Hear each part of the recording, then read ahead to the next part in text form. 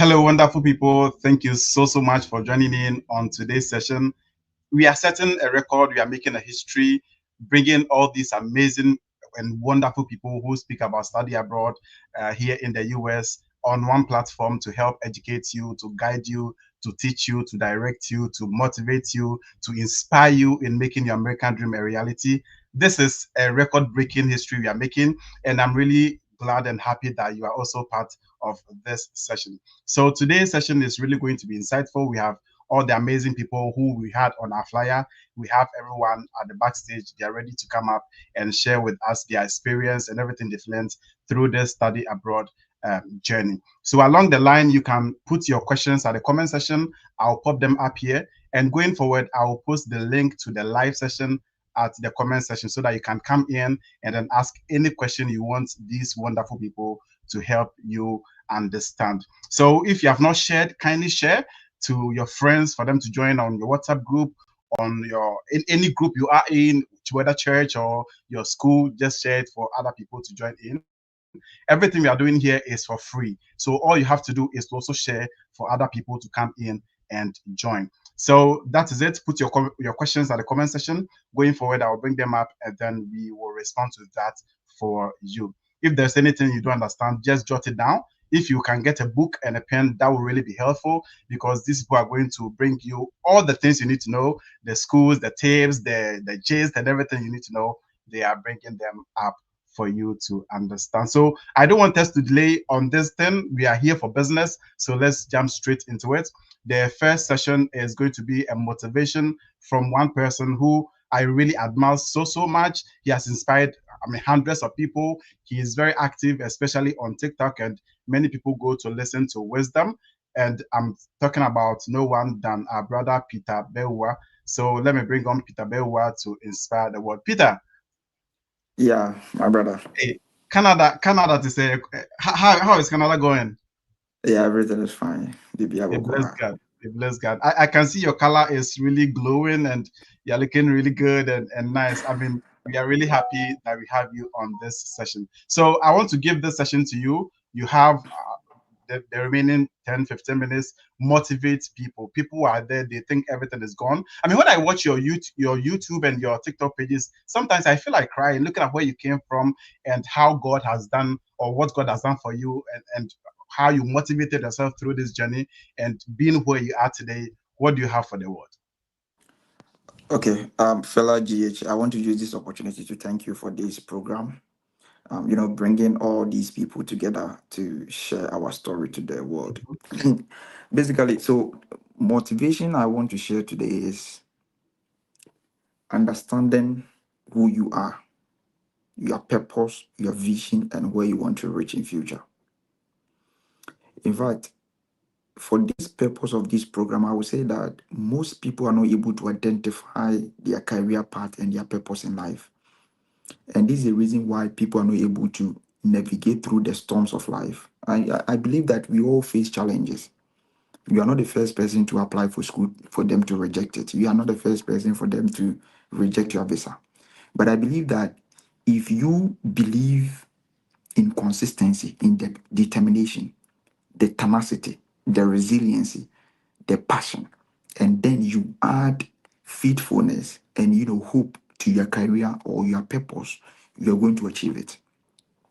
So basically, if you're watching me right now and you want to navigate through school application abroad, how you can able to position yourself in this world, not just schooling abroad per se, but I want to tell you that you are significant in this world. You are very important to this world. Don't allow people to tell you that you're not important. Sometimes your purpose can change when you change your location. There are certain people you can able to become significant and important to the society when you're able to change your location, when you're able to change your relationship, when you're able to change how you think. And don't forget that your mind is your life. How you think, perceive who you become. So sometimes we face challenges in this world. For instance, when I was in Ghana, I didn't believe that I will have this opportunity that one day I'll be inspiring thousands of people. Sometimes your dreams, people will not believe in you until your dreams are being realized. So sometimes you don't need people to appreciate you. You don't need people to tell you that you can do it. It is self-determination and self-efficacy, telling yourself that irrespective of the situation, you can still become relevant to this society. So, young guys, young ladies watching me all over the world, I want you to tell yourself that the storms of life will come. Sometimes hardship will come. Sometimes things will not go well. As we all started, it has not been easy, and it will never be easy. This world, according to sociological perspective, is saying that this world is survival of the fittest. So if you are not strong in your mindset, it will become very difficult for you to believe in yourself. That is why I'm telling you that how you plan your life in the next 20 years depend on what you are doing today. Whatever is affecting our life today is the decision we made in last 2 years, last year, last 10 years. So whatever you are doing, let one wisdom be your guide. And I've been telling people that in as much as we are looking for knowledge, wisdom is the light of men. And what is wisdom? It is through pains that people are able to acquire wisdom. It is through experiences. It is through interactions. This school abroad that you want to come and do, you alone cannot do it. No one in abroad can tell me that, oh, Peter Bewa or this guy did it. You can't. You need the help of people. And sometimes you need to understand that you can able to achieve greatness. Sometimes you need the help of people. Now we are all creating a lot of social media platforms, a lot of international platforms, how we can able to share our story to ignite and empower young ones. What are you doing today that will change the narrative of your life? I don't know how far you want to go in life, but Peter, I want to tell you that it is possible. Whatever dream, whatever thing that you want to do or achieve in this school application that we are coming to have this conference, I believe that you can able to achieve it. And in the next 10 years to come, we will meet on the table of great people where we will laugh and remember the things that we passed through. And no great person is without a scars or wounds. Sometimes it could be too. Sometimes you pass through the certain things that will make you shiver. But I want to tell you that if Peter has able to rise from Tachimentia to this far, a person without passport, a person that my father, my mother, we don't have any family member abroad. Me, my blood is not abroad. I don't have any family member in Canada or US. But with the determination and the passion, sometimes God bless men. God can bless you, but if you don't believe in yourself to navigate through the storms of life, you can become great, but you can become poor. People are born great, but without wisdom and knowledge, they are not able to become great because they lack the fuel. And the fuel of life is wisdom and knowledge. So sometimes, as we are all trying our best to navigate through this school application, I want you to believe that it is possible. In this school application, if you have negative mindset, your results will become negative. A negative mindset will never attract a positive result. And this is some of the things that people need to believe in it. I'm not saying that prayer is the foundation of our life. But if you don't put in much effort, if you don't put in certain things that will help you to develop, it will become cost 90. Pray, but apply wisdom. I want Africa to be one of the powerful continent in this world. But we, the youth, can come out and then bring this significant thing that can really help us to develop. And this is what I want us all to believe in. And I believe it is going to shape our mindset and also believe that it is going to help us to develop. So, my brother, I will end it by saying that it is never too late to start again. Those Wow. people who have given up, it Mhm. is possible. I want to see the results. I want to see the significant thing in your life. There said somebody's watching me. Because of you, your family is going to change. Your society is going to change. Your country is going to change. You need to your life need to benefit those people in your circle, in your society. Mhm. And when they tell people that you have become a great person, it's not about the money, but the impact. And sometimes you need to impact in yourself before you can impact in other people's life. Mhm. And this is why Mhm. you need to believe in yourself. Some people think that it has ended, but I want you to believe that it is possible. Next year by this time, you'll be on this platform with us as again to share your story here. So do not give up. I believe that it is possible. Take it Wow. up and engage in activities that will stretch your mindset. Don't become lazy. I don't know how far you want to go in life. If you know where you're going is far, what you carry must be deep. And what is the fuel? That is the knowledge and the wisdom. This is the passion that we want to ignite.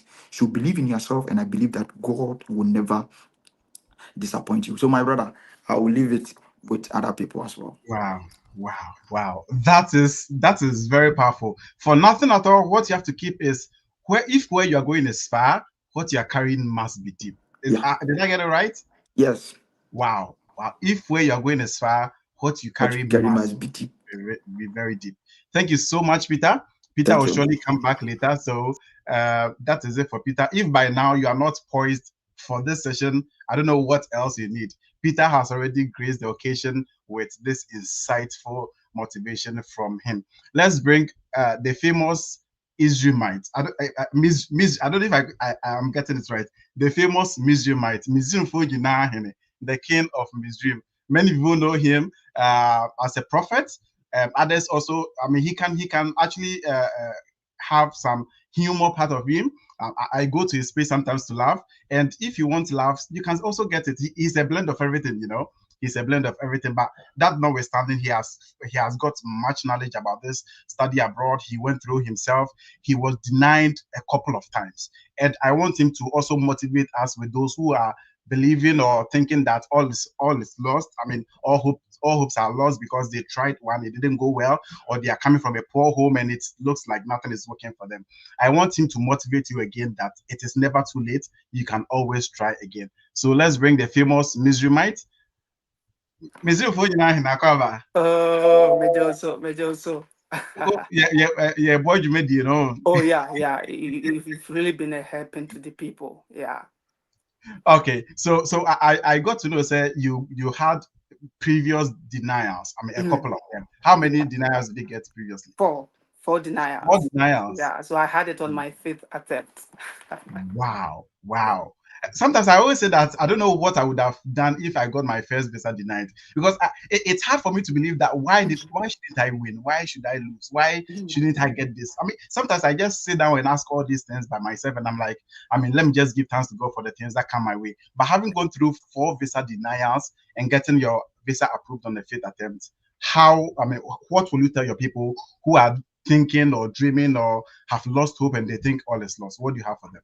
Yeah, first of all, let me thank everyone for watching us. And I thank Fela GH because he's really doing tremendous work. I mean, gathering all these great people to come here and speak to you is something good. But I would take it from where Bawa ended. He said something. He said, put in much effort. Put in much effort. Let me tell you something. In this world, it's not going to be easy. Though people will find it easy, but in general, it's not going to be easy. So it's not whether you get knocked down, but this is whether you get up. It's one of the favorite quotes. You see, as we are growing, there are a lot of circumstances, there are a lot of difficulties, but it is only a few that rise up. So our greatest weakness lies in giving up. The greatest weakness you can ever come across is when you give up. So the most certain way to succeed is always to try just one more time. So this was something that was encouraging me. Anytime I go and they deny me, I remember this quote, just try one more time. And there's this favorite quote that wherever I go, I always tell people, Dr. Martin Luther King Jr. is very powerful. He said, if you can't fly, then run. If everybody is flying and you can't fly, make sure you run. And if you can't run, also, if you can't run, make sure you walk. And there's another one too. If you can't walk, make sure you crawl. And he says something that whatsoever you do, you have to keep moving. You see, this is one of the quotes that kept me going because it's not easy to have four deniers. I'm telling you, it won't be easy. The emotional difficulties, the financial issues, and in my case, it was not only in Ghana. I went to Ivory Coast as well, so you can imagine. So, I mean, giving up shouldn't be an option. No, giving up shouldn't be an option. Whatever you do, whatsoever you do, you have to keep going. So, people will ask, I've been denied twice, I've been denied three times. What should I do again? A lot of people comes to me with that question. Now, I want to share a quick strategies that can help you if you've been denied one, two, three, four, five. Many a times mistakes people make is when they are denied, they think if you change the country, it's easier to get approved. So if they were denied in Ghana, they will go to IC, with the same document, thinking that if you change country, you'll be approved. But let me tell you one thing: the American visa thing is one system. So what denied you in Ghana has been recorded. It has been recorded in the system. So even when you go to IC, the same thing will be there. So what will really help you? The first strategy you need to adapt is self-reflection. Anytime you go to F1 visa interview and you are denied, as soon as you come home, do self-reflection. Take a pen and paper, start putting down your answers. What did I say? What did I say? What question was he really stressing on? For example, my first visa refusal, the consular was stressing on, so who will pay this deficit? Why is this person paying this deficit? And do you think this person can pay this deficit? So, I mean, reflecting on what the consular was saying, it was clear that something was wrong with my deficit. So anytime you do self-reflection, it enables you to identify areas for improvement and also areas where you are to become strong. So don't forget to do self-reflection. It's very, very important. And the second thing after doing self-reflection you have to do is you develop a plan. You develop a plan. Now, as you have identified, I mean, where you had shortfalls, then you identify your, I mean, a plan. Now, my deficit was too high. My program is not compatible with what I want to do. Then you think about those things. After that, you adapt and improve. For example, if my first denial, my deficit was 30K, second attempt, I need to make sure there are changes. I need to make sure at least I have cut the cost by half. And in my first attempt, if my program was not aligned to what I or my career goals, I have to make sure I change it again. Mm-hmm. And also, you have to seek feedback. It's very important. Speak to people who have passed through this process. Sometimes their suggestion will be a tool to help you. So make sure you speak to people. And the last of all, build resilience. It won't be easy, as I'm saying you. You can imagine I went to the first attempt, I was denied, second denied, third denied, fourth denied. Even the people I was talking to, they said maybe you can try other countries. Maybe you don't qualify for US. But I said no. Martin Luther King said, if you can't fly, run, whatsoever you do, you need to keep moving. Don't say because I'm saying you need to keep moving, you will go every day with the same circumstance. You have to make sure your circumstances there has been changes, whether your deficit, your school. And one important thing also that really helped me was funding from the school. And I always tell people that this funding from the school, the professors are the very ones that if you want funding, they are the very ones you need to establish connection with. Because I remember my professor that aided me to get this funding, I was speaking to him for more than a year. So funding really helped me. So funding, you speak to people, you build resilience. Make sure you don't give up. I think we have a lot of legends on this platform. So I will summarize by saying what Martin King Luther said, that if you can't fly, make sure you run. If you can't run, make sure you walk. If you can't walk, make sure you crawl. But whatsoever you do, the most important thing is keep moving. Nyame Wow. nhyira Misraimfoɔ nyinaa. Nyamisha Mizu Funyina. I was expecting that. I was never losing down on Nyamisha Mizu Funyina. So that is the prof of all prophets, Prof. Aqua, and it has been so inspiring as of now. No matter what happens, you should always keep moving. Never stop moving. That is one thing. If you don't remember anything Prof just said, no matter what happens, never stop. Keep moving. Now we are bringing the female amongst us, the mother amongst us. She is so beautiful. She is so inspired. Insightful. Those of you who know him from, who know her from Ghana, she was a radio presenter. She used to read news on Asasi Radio. Nanwa Tiseakono. So she says she has something to tell you people. When she came here, a lot of things have changed. and then she's living a much better life than what it was previously. So she has something to share. So let's bring on only female amongst us. I am Sewa. Sewa. Okay. Okay. So let's bring on Sewa. Hey, Sewa. Hi, hi. What a beauty. You're actually Thank glowing, actually. thank you. It's by the grace of God. Wow. And I love your shades too. It Oh, really thank you. compliments you. Thank you. Thank you. Wow. Okay. So growing from Ghana, I think when I remember the fact that you were a radio presenter back in Ghana, then I mean everything was okay for you. So why was there the need for you to even come to the US at the first place? And has there been any change ever since you came to the US to inspire people who think, I mean, yeah, I mean, just let's stay here. I mean, it's okay, just let's stay here. What do you have for the Okay. people back So you said everything was okay for me, huh? home? Mm-hmm. Well, first and foremost, I want to say thank you very much for this great opportunity. And I want to say thank you to the two people who have come ahead of me, Peter Bewa and Prof. Aqua. They shared very insightful messages with me. And I have been blessed. So you would say that everything was going on well with me. I mean, I was living my dream.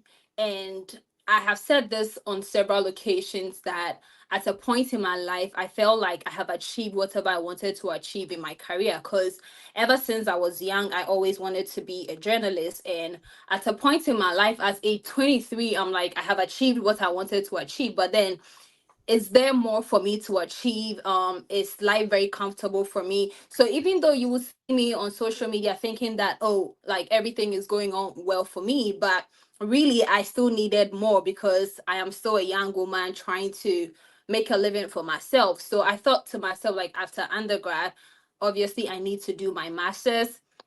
And in my mind, I said, well, I will go to the US, but tell me what was my plan. I didn't have any until I started like searching for information, researching and reading on how I can achieve this.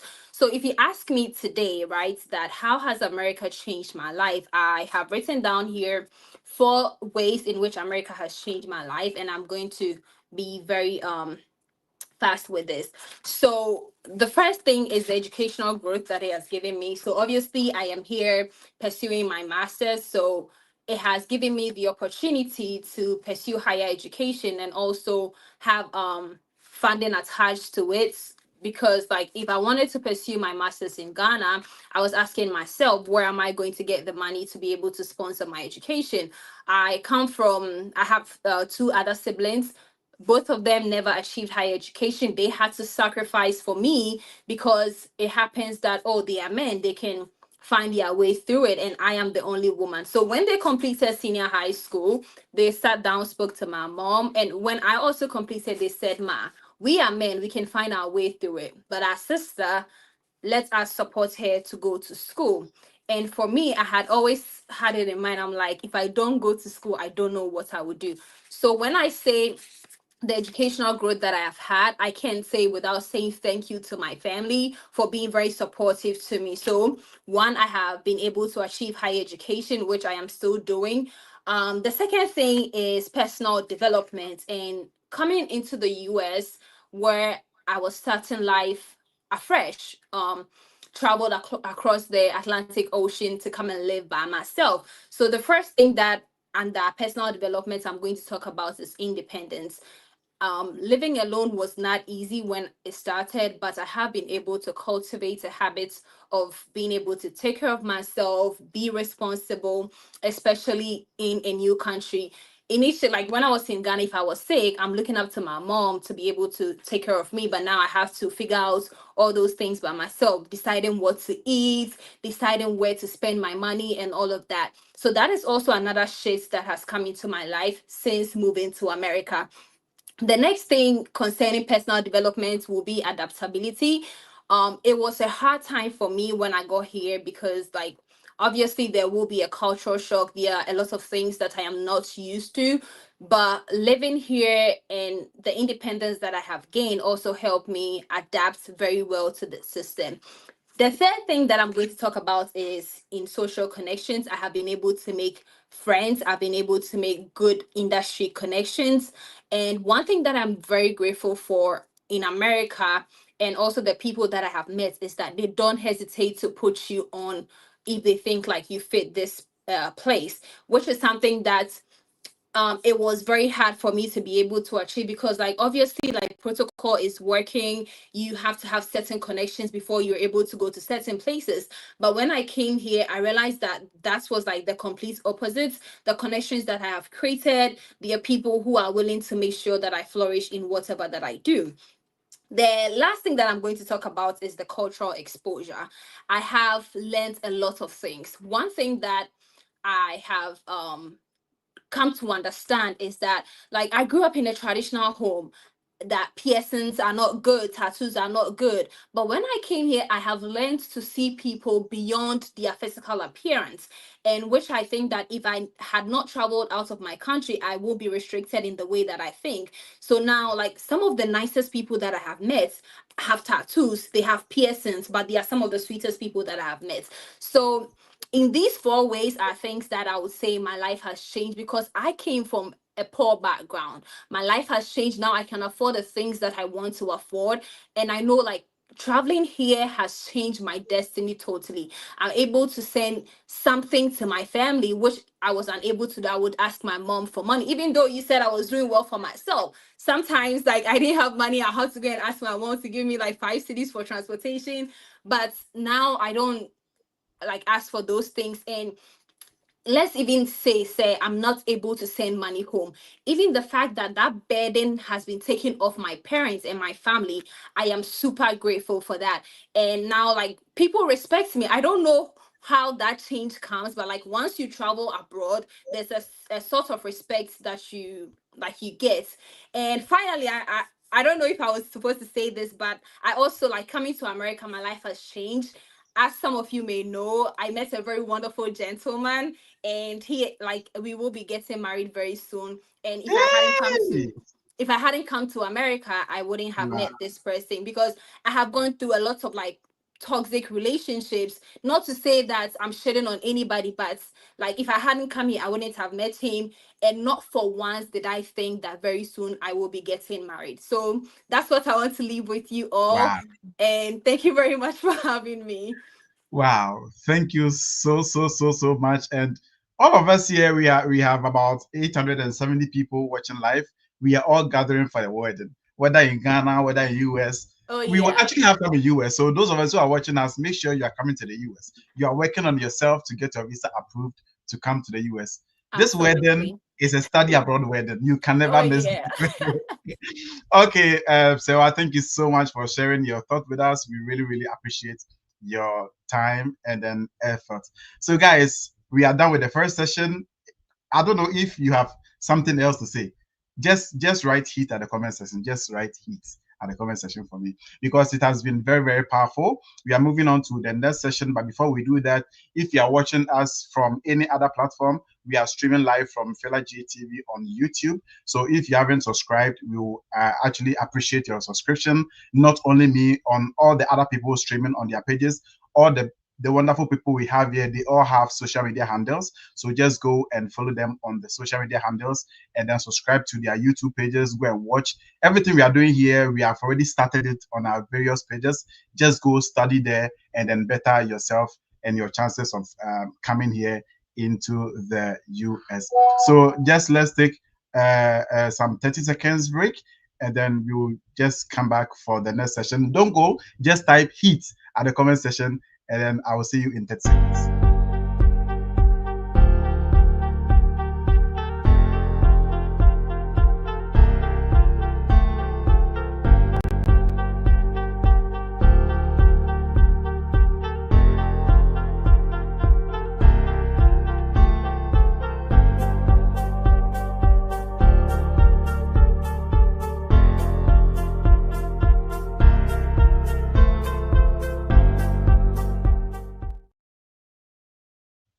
Okay, so we are back again for the second session.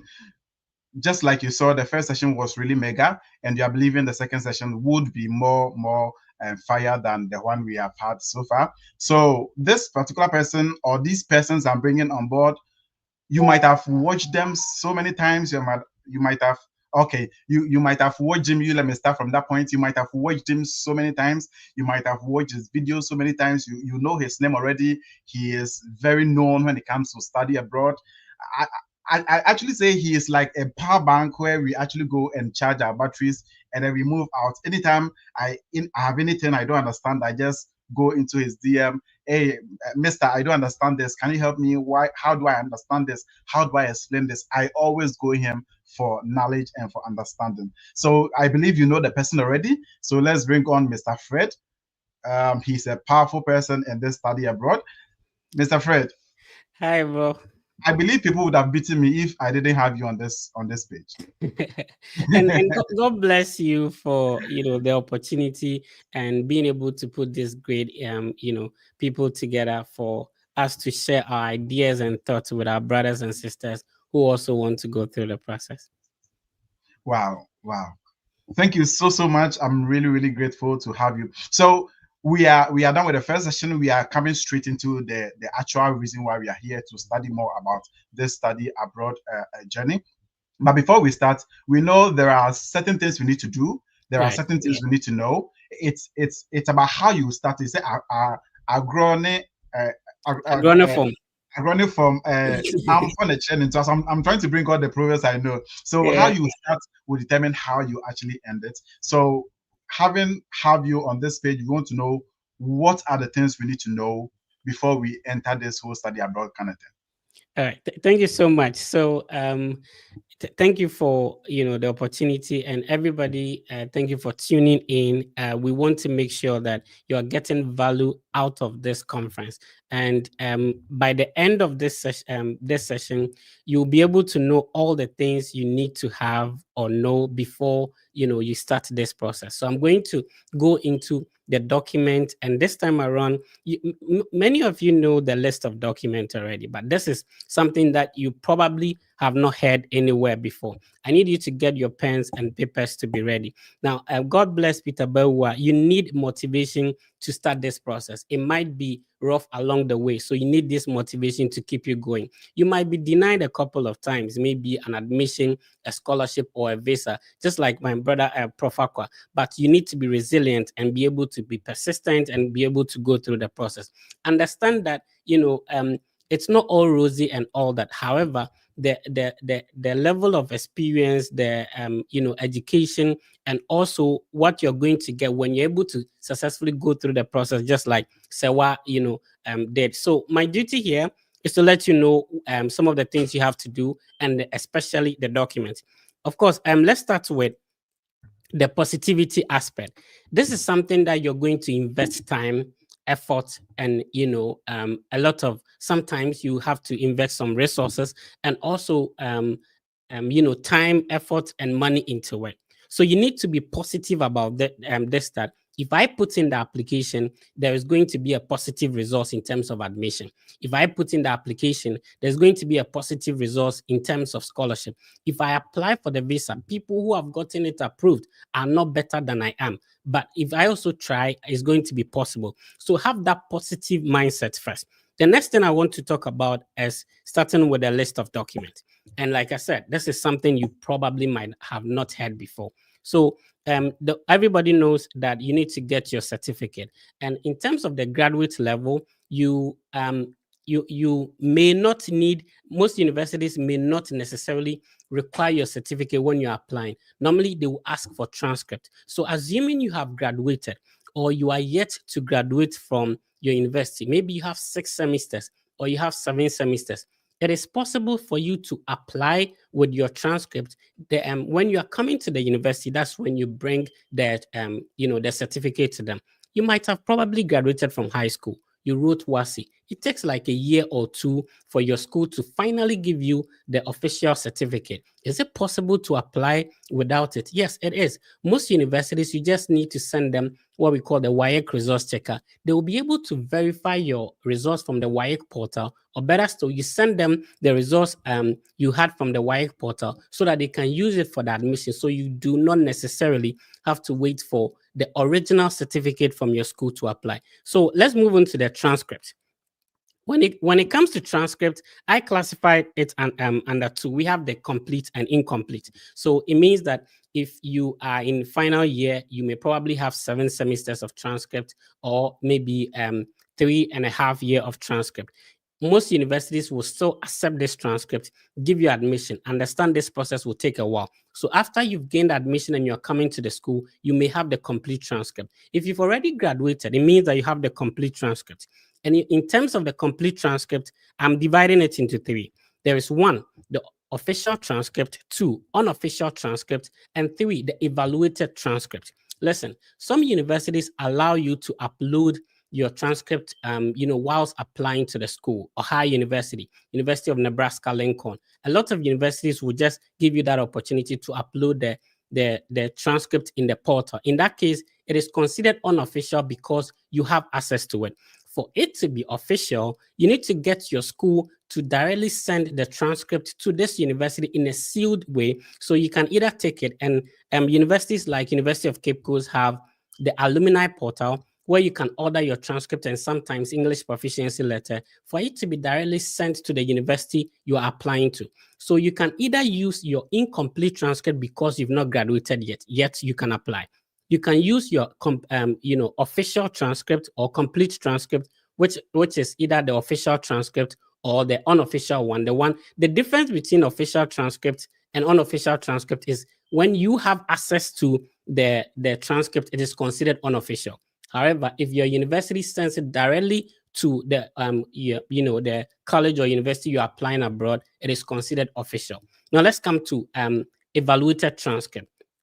For most universities, they want to verify that indeed the Fred Effect is the one, or Fela GH is the one who said he attended this university and got this CGPA or this grade. So for them to believe that is feasible, you have to get a third party or a third body, which is the evaluation company. And my brother Aaron will speak, will delve much into the evaluation, so that they access your transcript and see it equivalent to the US level. So if you maybe graduated from KNUST and then you had CWA, if you graduated from University of Development Studies where the CGPA is over 5.0, they want the evaluation body to convert it to the equivalent of 4.0, or to see the CGPA level of your CWA.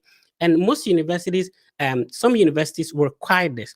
And in terms of the evaluation, remember that not every university requires the evaluation. A typical example, University of Alabama at Tuscaloosa.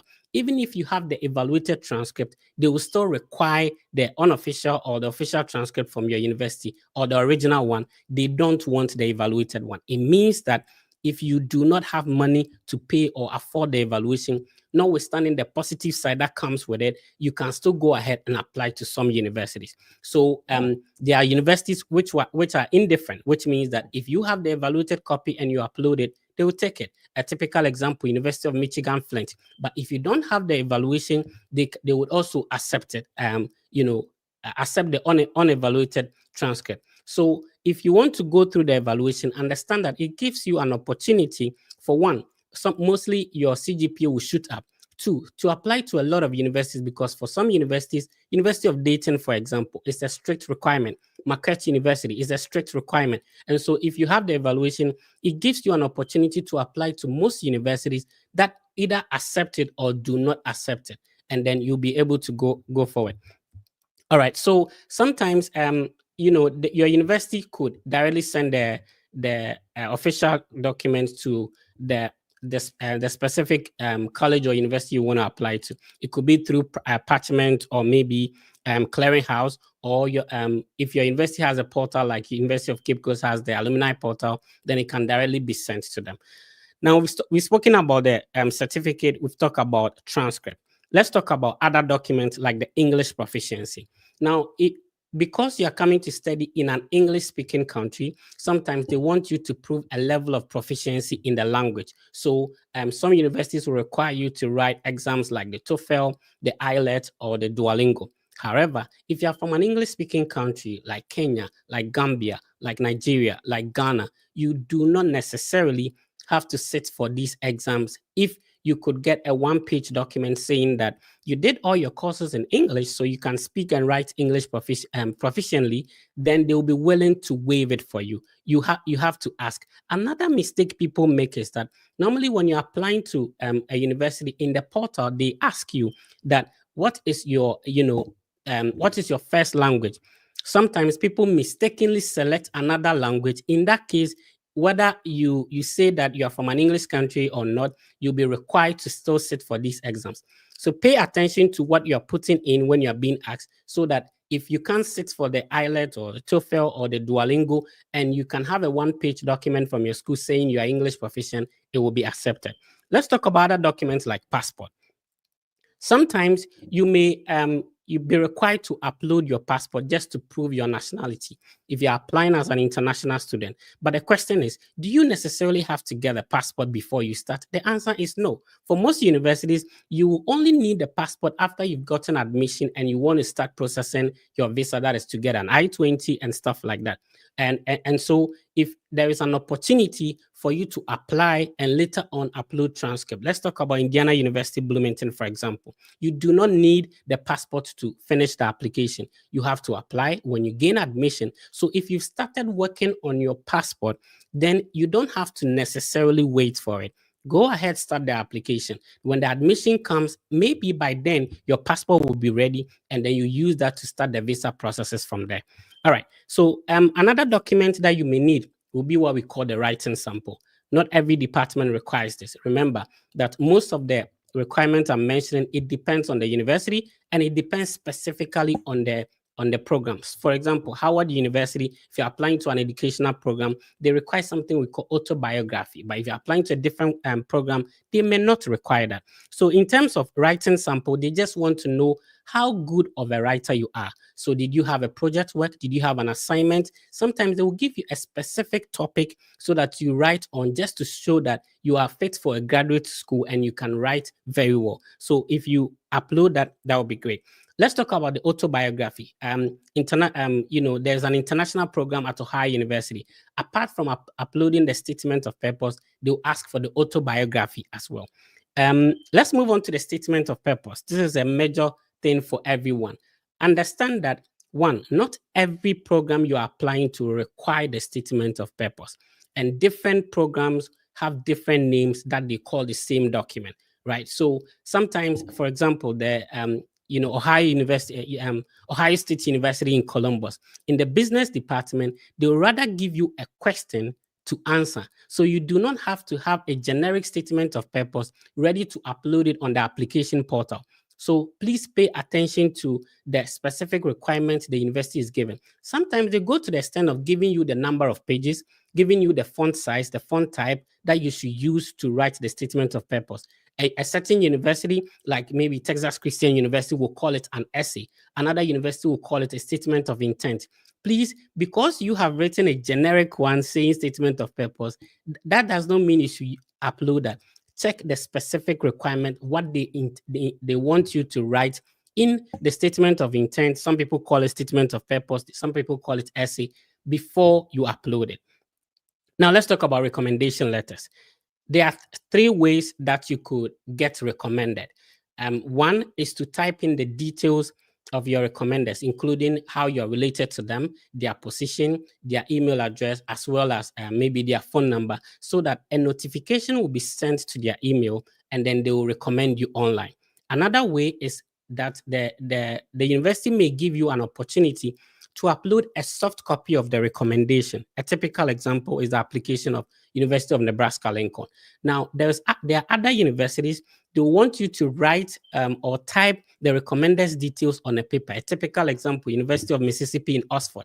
So if you type the details on the on a paper or in a PDF format, you will upload it and then they get in touch with them. So it is easy, like Clark University in Worcester. When you have a soft copy, they allow you to upload it. Sometimes getting these recommenders becomes a challenge. Now listen, some universities, they will not accept a traditional, a normal Gmail or Yahoo mail simply because anybody can have it. However, other universities would accept it. University of Alabama at Tuscaloosa will tell you that if you use a Gmail or Yahoo Mail, it will be subject to scrutiny. So if you are finding it difficult, and you see, everybody would want to have the perfect application as much as possible, but sometimes it's just a bit challenging. Once you have a challenge, does not mean you shouldn't go forward with the application. There's always going to be a challenge. You may not have the perfect SOP. That does not mean you wouldn't get admitted. So if you are not getting your professors to give you recommendation letters, remember, they are not the only people that can recommend you. If you are working, and then you can get professional recommendation letters as well, and sometimes it's fine. Depending on what program you're applying to, sometimes they accept religious recommendation as well. Some people go as much as getting ministers and other people to recommend them. So don't restrict yourself to only your professors. And there are 3 ways, like I said. You can upload it, Clark University or High University. You can upload a soft copy. It's, University of Mississippi, Oxford. You write it in a PDF, you upload it, and then they will contact them. And then the most popular one is when you type in the details, and then the system will automatically send a notification to them for them to recommend you. Now, let's talk about the resume or CV. That is also another document that mostly you need if you want to work on graduate school. Most of the documents I spoke about, if you're applying for undergraduate, you may only need your transcript, your results, or your certificate, letters of recommendation, and essay. Sometimes you will not be asked to upload a resume. You will not be allowed to upload a statement of purpose like it is for graduate school, or you may not be asked to upload certain documents like the resume or the CV I spoke about. So in terms of undergraduate, the documents are a bit less, but mostly for full scholarship for undergraduate, you need an exams called the SAT or the ACT. Let's come to test scores like the GRE or GMAT. If you are able to sit for any of these courses, it's great, but not every program requires it. So if you do not have the financial capability, or if you are not capable financially to be able to sit for it, it means that you'll be narrowed to only programs that do not require it. However, if you have it, it gives you an upper hand. So what is the point? If you are like myself, where Bole Bamboy, there is no GRE center to write, it doesn't restrict you from starting the application. I tell people that this whole application process can be tailored to suit however you want, however your situation is. If you do not have money, there is a way you can get application fee waivers to apply.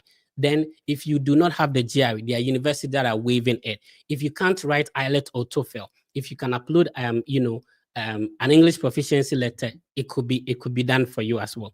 Now, in terms of money, when you want to study in the US, the amount that you should necessarily have, which will be at the later part, will be maybe your visa application fee, and then your service fee, which is 350. However, any of the other monies involved in terms of application fee differs from one person to another. So, for example, if the application fee for one school may be different from another. So, if you decide to go through the WES evaluation or transcript evaluation, there are other ways that you can swipe that if you don't have the money to be able to get to apply to schools that will not require that. If you have it, remember, it can shoot up your CGPA. It increases your chances of applying to a lot of schools, and then it has a lot of benefits as well. So basically, these are the things you need to have. Have the motivation that it is possible. People studying abroad, and it's incredible that all of us on this platform going to speak to you today are studying abroad. We are not better than you. If Peter Belwa was able to do it, you can do it. If Prof. Akwa was able to do it, you can do it. If a fella was able to do it, you can do it. If Sewa was able to do it, if the Fred Effect was able to do it, you can also do it. So from today, take it upon yourself that my CGPA will not bring me down. To be honest with you, if you are able to take the steps, remember, applying to universities abroad, you do not necessarily have to have a perfect CGPA. I'm not also encouraging you that if you're in school, don't get a perfect CGPA. But there are certain things, sometimes you can't do anything about it. But you can also, use other means once your CGPA is determined. Some people who have given up because they have a poor CGPA. You have given up because you had an E, you had a D7, and it looks like there is no school to apply to. I'm here to tell you that it is also possible. tailor the study abroad process to suit whatever, however your profile is. Everybody would have wished to have a lot of money to pay application fees. Unfortunately, some people, as I speak to you, do not even have a MasterCard or credit card or a Visa card. When I was a national service personnel in Bole Bamboy, listen, I applied to, I paid only one application fee. The reason was that I did not have a MasterCard or Visa card, and the national service allowance was 559. So listen, I did not get discouraged because I did not have MasterCard or Visa card to pay an application fee. There are always ways and means. Just learn from people who have done it. And incredibly, almost all everybody on this platform has a platform that we keep on explaining how things can be done because we've been through it, and then we continue to educate you that this is the way we did it, and you can also do it. I understand that my brother is next to share with us how you can get the schools. So I hope this has been a blessing to you. I need you to feel motivated. I need you to know that you can also do it. People studying abroad are not better than you. Sometimes we happen to be in the same class, or served in the same national service, or from the same neighborhood, from the same church, with some people listening to us now. And so we are not better than you. If we were able to do it, you can do it. So these are the things you need. And Phil, I appreciate you so much. Thank you. Wow, wow, wow, wow. Thank you so much, Fred. It was like, I mean, the best lecture hall study. I mean, everything was detailed. It was well structured. It was well planned. I mean, maybe you should become a professor one day. You'll be a good teacher. Okay, thank you for the platform. All right, thank you so much, Mr. Fred. We really appreciate you so much.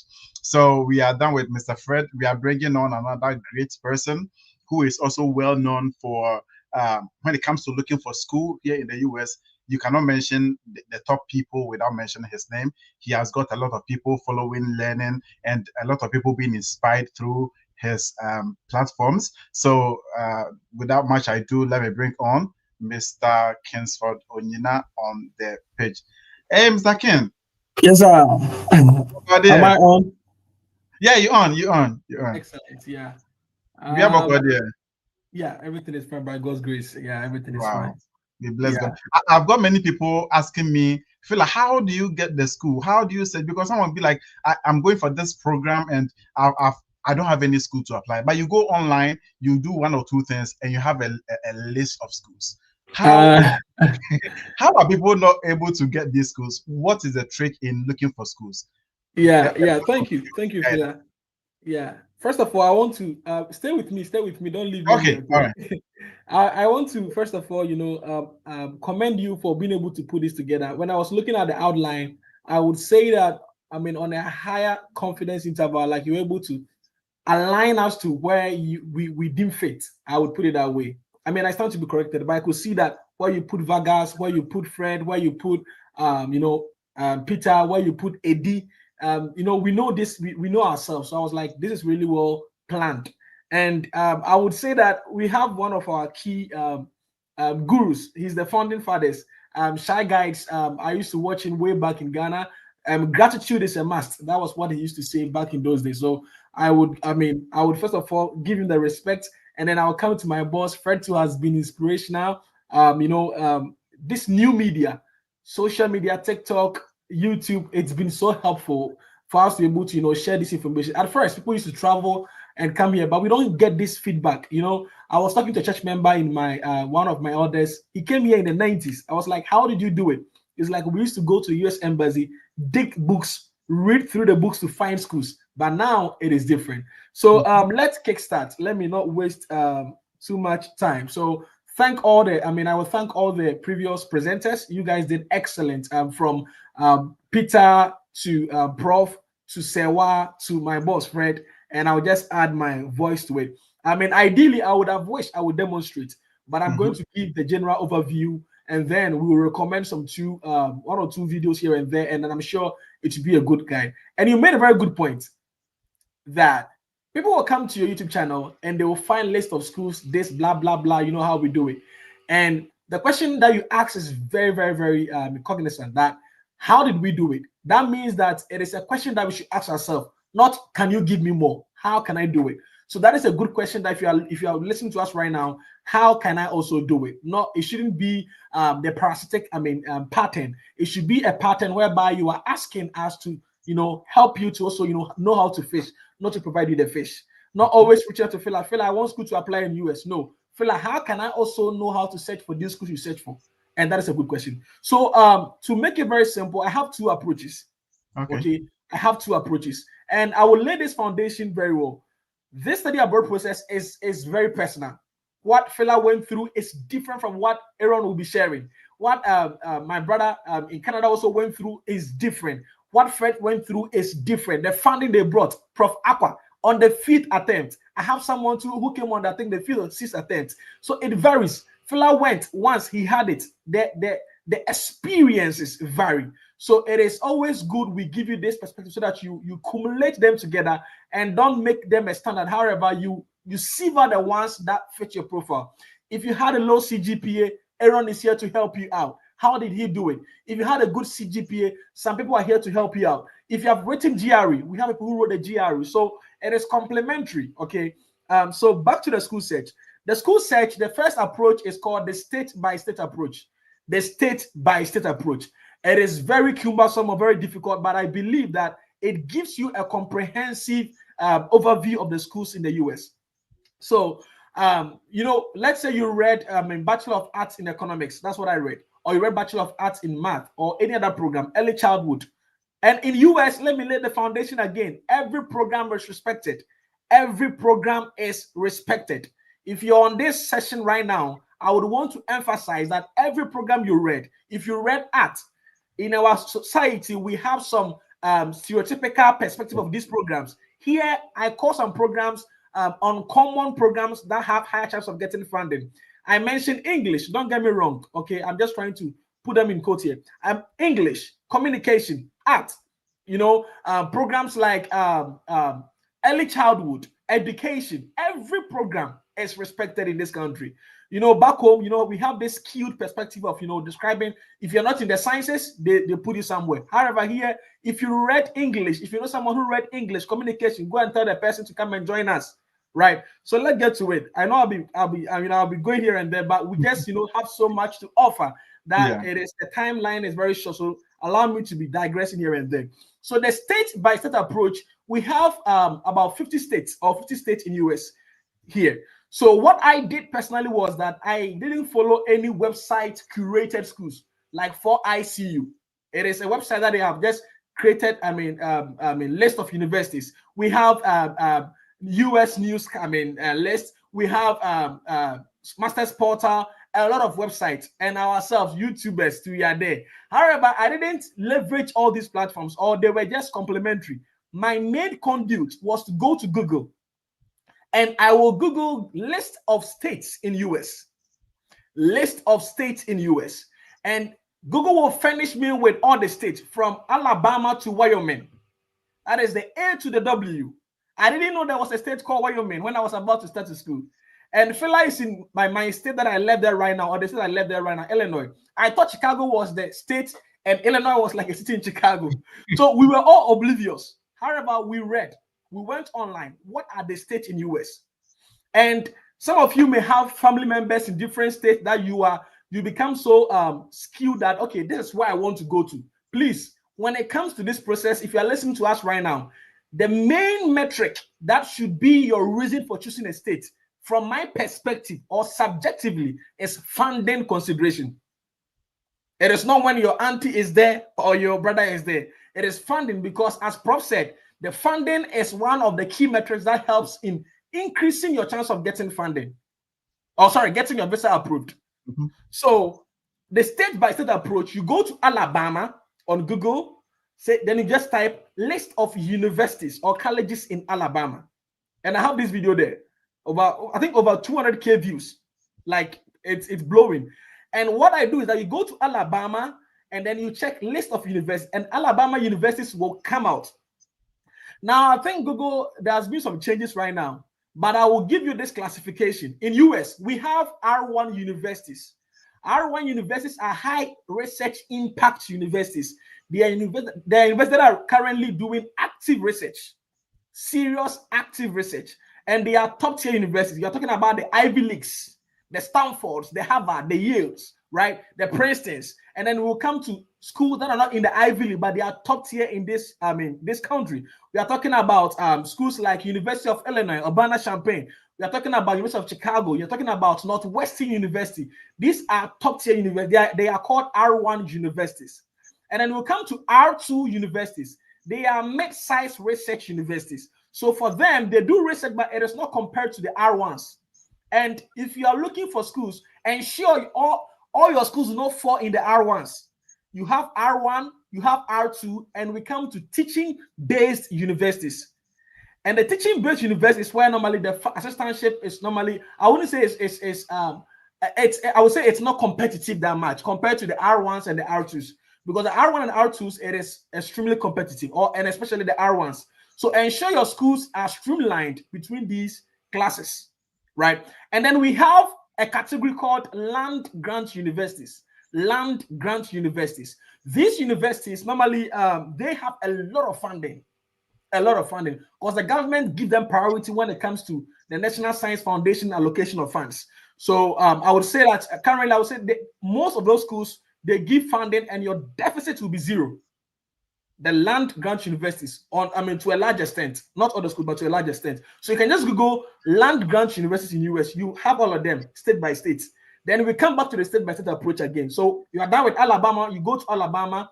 Fela is in Illinois. List of universities in Illinois. You go there, University of Illinois, Springfield. What you're going to look for is what Fred said earlier. Look at the admission requirements.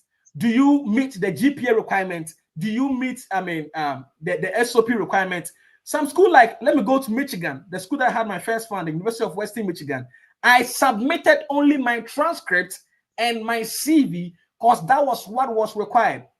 No reference letter, no SOP, and I got my funding. So it varies. However, these schools are very negligible. They are not many. I have some of the list there. I think I've compiled, but they are not many. So to backtrack, you are going to look at the admission requirements. Number one, that is, do you meet them? Are you ready to write a GRE? Are you not ready to write a GRE? Do you have the intellectual capacity and the financial prowess to write the GRE? If you don't have it, you can skip it. Then we come to one of the key things. One of the key things, I repeat, one of the key things, that is funding or scholarship.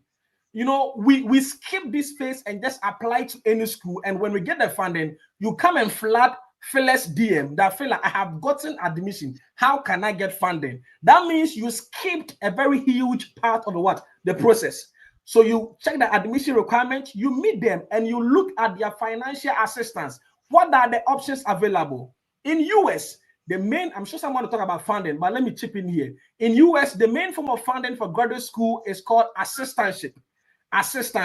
And we have three categories. We have the teaching assistantship, the research assistantship, and the administrative assistantship.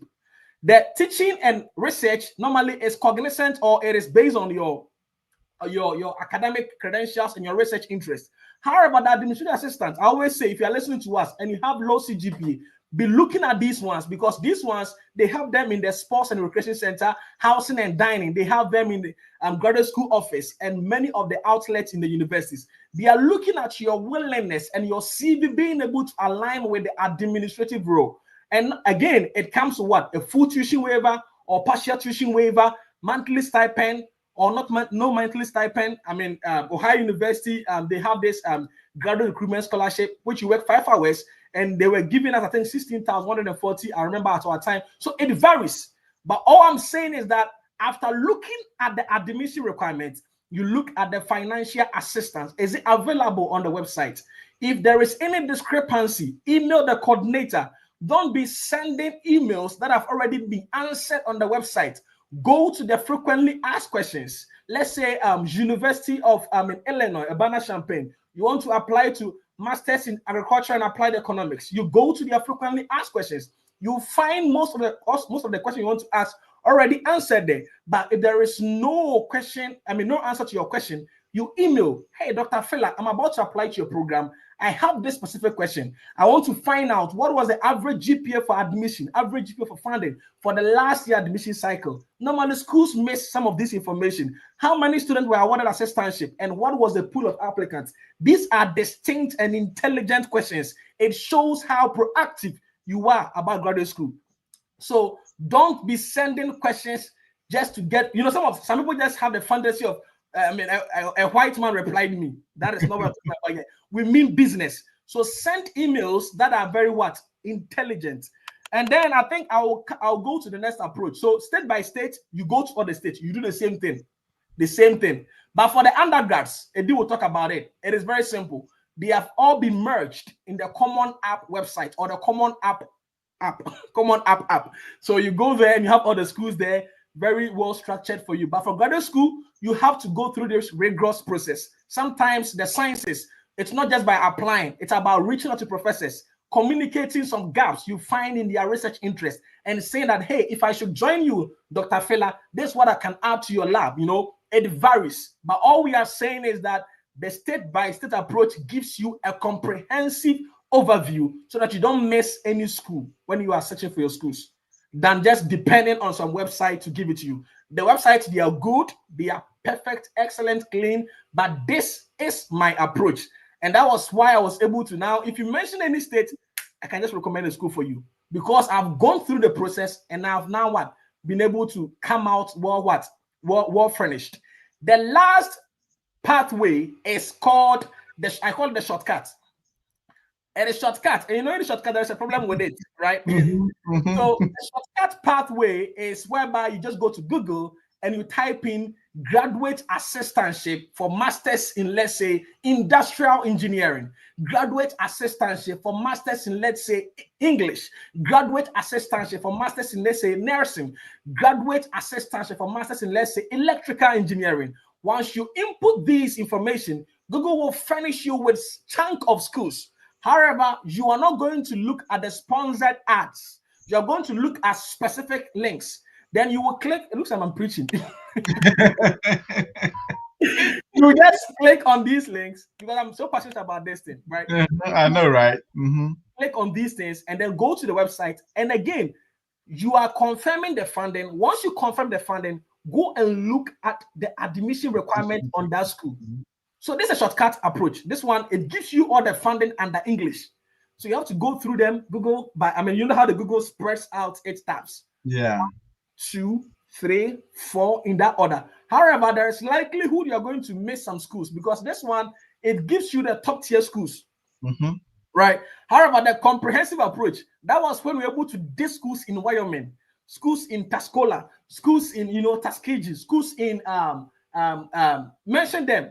A lot of schools. When I went to my school that I did my master's, one white man met me and was like, out of all the schools in US, why did I choose just Charleston, Illinois? I'm like, the way I dug into the US map, it was crazy. So to wrap it up, the first approach is what? The state by state. And I think I merged something there. If you listen very well, I mentioned R1, R2, and then teaching-based university. And I added land grant universities. And I said that for the land grants, they have a lot of funding because normally for them, if you get admission and funding, your deficit is normally zero to a large extent. Don't get me wrong. And then I came to the shortcut approach whereby you use the graduate assistantship upfront to save yourself any stress. And then the rest would be go on LinkedIn, right? Go on LinkedIn. If you apply to a school, Central Michigan, connect with a Ghanaian student there. It shouldn't be always us. We have a huge community in US here. Connect with some people. Hey, I've applied to your school. Would you mind just mentoring me, giving me some in-house information? Be specific. I have done A, B, C, D. Can you help me with what? X, Y, Z. Don't just come and throw the question and leave it there like that. Then I think there's a new professor on LinkedIn called Professor Goldfard or something. I've forgotten her name. I said Goldfard, if I'm right. She's doing so well. She's in Cornell and she's been sharing some in-house information. Go and follow her. Follow Fred. Follow Shy Guys. Follow Fila. Follow all these guys here. And just don't be, be consuming the information. And again, I repeat, in as much myself and Fred, we share all these schools. Don't dwell or don't put all your hope in the schools we've shared. Fred will come and share a school. I'll come and share a school, university A, B, C, D. Ask yourself, look at the number of views these schools get. It means that the pool of applicants increases, and the law of large number. What happens? It becomes extremely competitive. So all that I'm trying to say is that if you are listening to us right now, take the pain. One of the most difficult part of the process is the school search and reference letter. These are the one of the two most difficult parts of the process if you're applying to schools in US and Canada. Why? Because with the reference letters, you can't do anything about it. It is a professor. But with the school search, it is you. But how to be find the right school is a problem. And I'm glad Phila gave me this part of the presentation. So I hope I've been able to hit the nail right on its head. My channel is there. Phila is there. I mean, I don't like to give you schools. I like to show you how to do it. However, sometimes, demand and supply. That's why we supply these schools. But don't overdraw on these schools.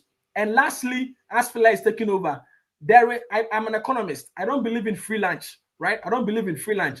Free applications, they are good. But if you're applying to, let's say, 7 schools, 5 schools, at least do the free schools. But take it upon yourself that I will pay for some schools. The money becomes a barrier which reduces the pool of applicants so that your chances are higher. So that is what I have for you. I'm on heat. I can go on and on. Thank you for that session. I hope the other guys will also nail it, and I'm done. Thank you. All right. Thank you so much, Kingsford Onyina. It felt like we were in the church and we were listening to the word of God. The way it was coming, it was hitting our heart. Thank you so much. I love the enthusiasm you put to this thing. This shows how you love to help people in helping them make the American dreams a reality. We really appreciate you, Mr. Kingsford Onyina.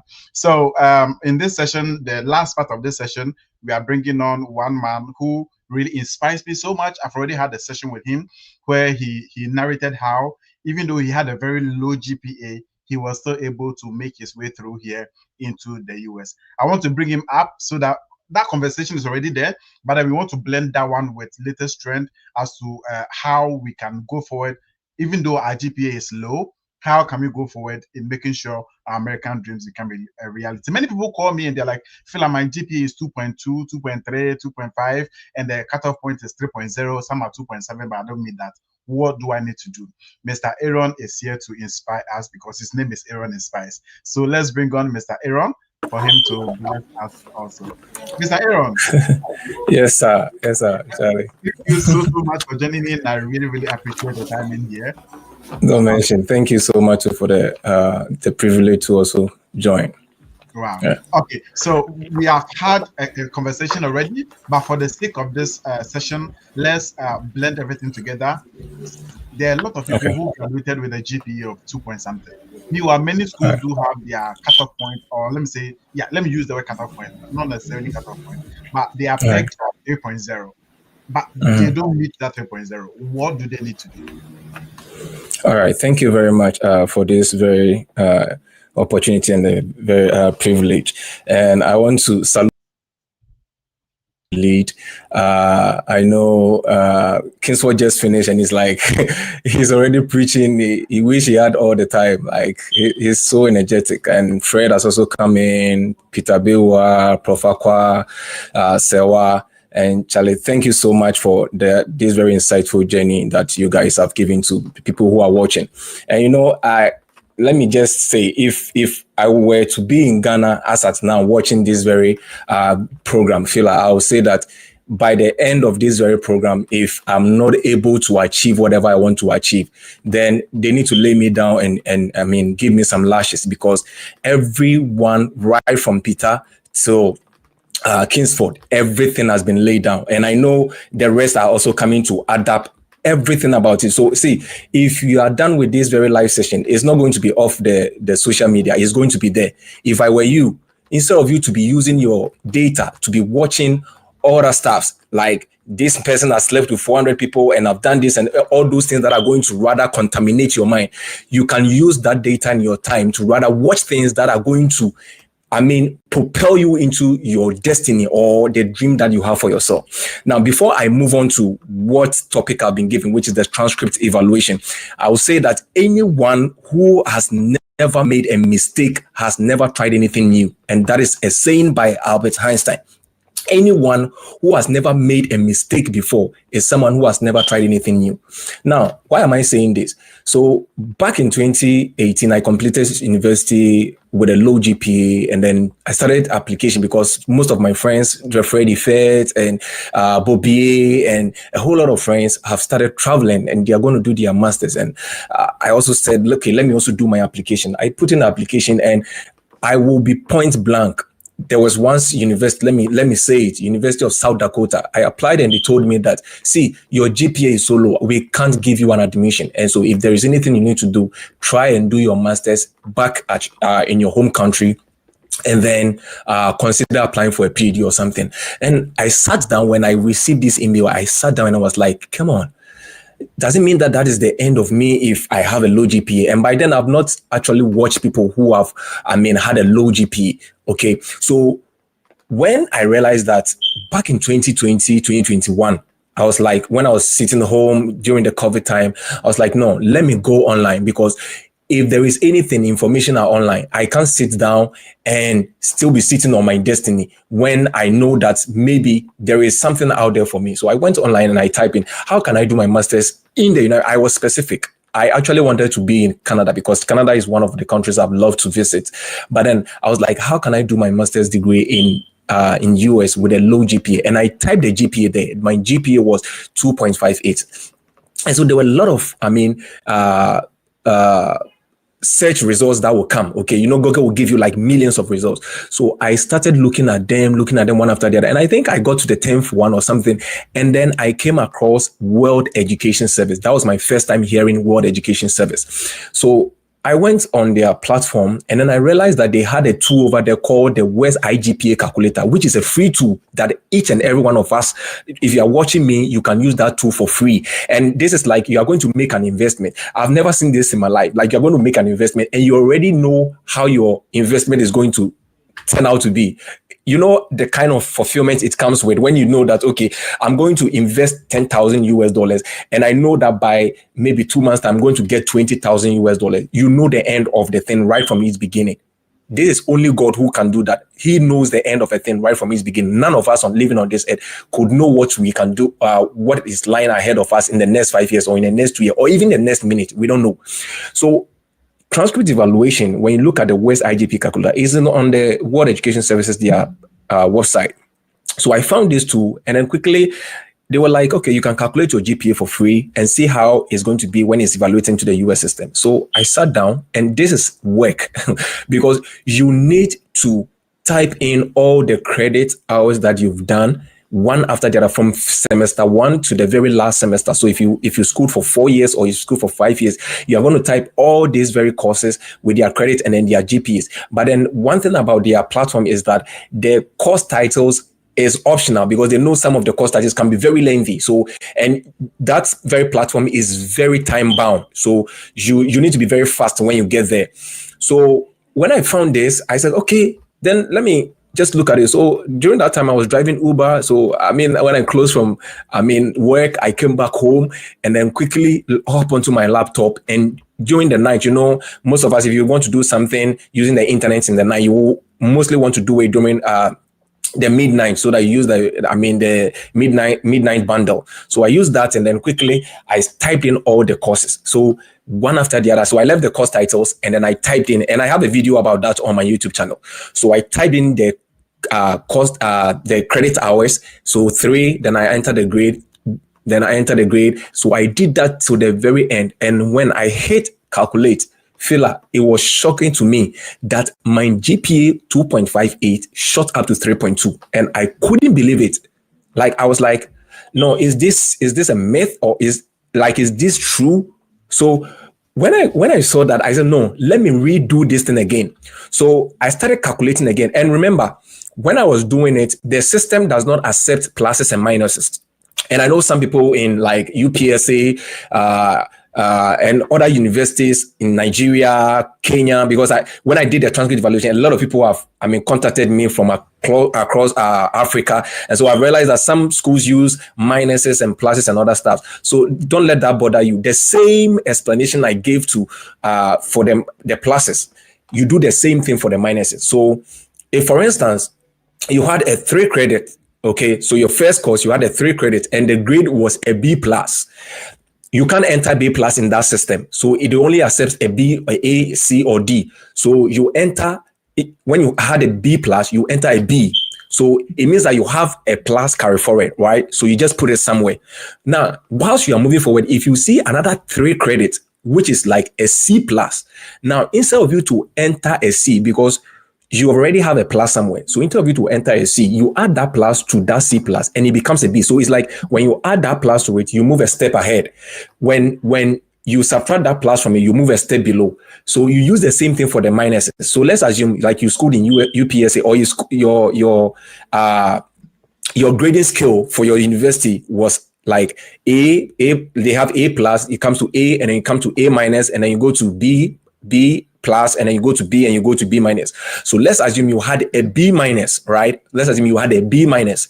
Now, the B minus you can't enter that in the system. So you enter a B. Now, if you enter a B, remember B minus is below B minus is below a B. So if you enter a B, it means that you are owing the system a minus, right? So it's like you have pushed your a step ahead.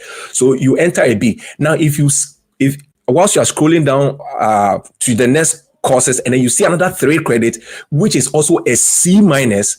Now, this time around, instead of you to enter C minus, so the next step is a C. Instead of you to enter a C, remember you have already pushed yourself a step ahead. So instead of you pushing a step ahead, now you drop a step below. That is the complication. It comes when your grading scale is around the minuses and the pluses. But if you school like in UCC and then you use CWA like here in UST and like those ones, it's very simple. Like it's just a plus. A step ahead, or you keep the same stance, or you a step ahead, or you keep the same stance.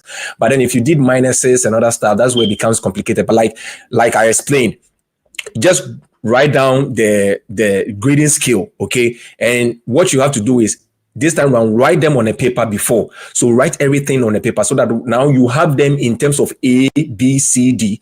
Then you can now go on towards a system and then enter them inside. So that was what I did. And then my GPA shot up to 3.2. And I was like, hooray. I did that for 3 times. And when it gave me the same, results, I was like, no, I have to invest into it. So quickly, I invested into that. I think during that time, I paid like around $237. And it was a friend who is currently in North Carolina, Benjamin Tete, thank you so much, who was so loving and so caring and supported me to be able to pay because I was not having money. Did that and then quickly started my applications. And during that time, I was in Ghana and I was watching the Fred, I was watching Peter, I was watching Kingsford. And so I was looking at some of the schools they were suggesting and other stuff. And like Kingsford said, don't always look at schools close to wherever people are staying, or like maybe you see that your friend is in Ohio University, so you also want to go to Ohio University. There are thousands of schools in the US. Don't limit yourself, right? Don't limit yourself. So that was what I did. I started looking for schools that, people are not there. And I think Shai will maybe talk about that. How I watched one of Shai Guy's video where he was giving even the statistics of like the number of Ghanaians who are in this school, the number of Nigerians who are in this school. So I started looking at that, and then I realized that my current school, University of Texas at Tyler, it was only one Ghanaian. And I mean Ghanaian international. We have Ghanaian who were born over here, but I don't count them as Ghanaians, okay? Forgive me. But then, like a Ghanaian international was just one person. So I was like, hooray, then come on, let me put it in. So quickly I started putting the application, and by God being so good, this school was not accepting a recommendation letter, was not accepting for the mathematics program, was not accepting the recommendation letter, no resume. It was just a GRE, and then I have to evaluate my transcript. So quickly I asked WS, and they accept the official transcript. So I have to order the transcript from the BS to be sent directly to the school. They sent it to the school, and I was in constant communication. And that's one of the things I want to talk about whilst I wrap up, apart from the evaluation.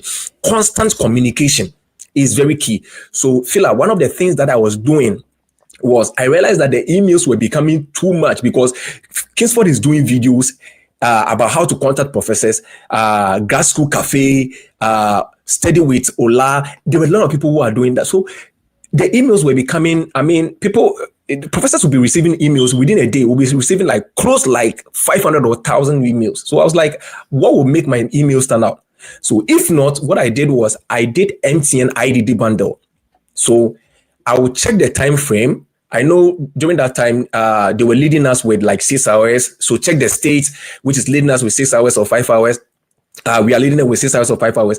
Then I'll convert the time. So around 9 a.m., 10 a.m., that is US time. Then I'll call them. So this around, I was not doing emails. I will call the scholarship department, and I'll tell them, oh, I've applied to this school, I've gotten the admission, and I want to get any information about scholarships or anything. And they will send you the links. These people are down to earth. I mean, if you ask them, one thing about the Americans is that if you ask them and the thing is that they will tell you and they will give it to you. Go and put it in. So that was what I was doing. So I was in constant communication with my current professor, my supervisor, and God being so good, I was able to land the assistantship, got the admission, got the assistantship within 2 weeks of putting that. This school was actually the last school I applied.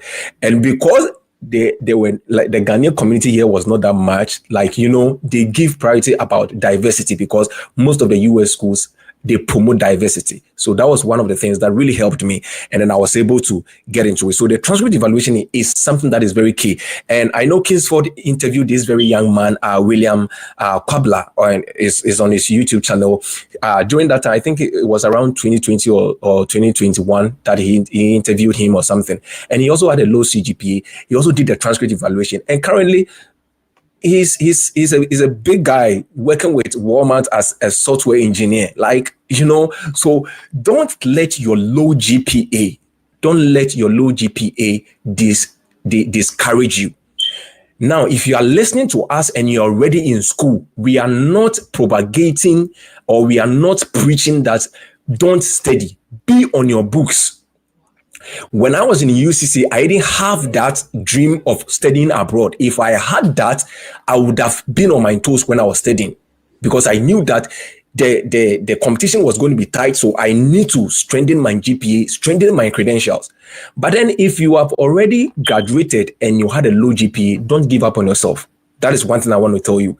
The only person who has ever failed on this earth is someone who says that today I am not going to even try at all. But as long as you have life, what I will say is that keep pushing and keep pushing that thing. The dream is still valid and you can achieve it. Don't let anyone look down on you, and you yourself don't look down on yourself.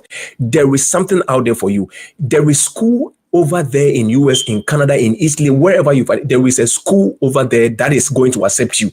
But all it takes is for you to have that positive mindset and to be able to gather that courage and put in the application.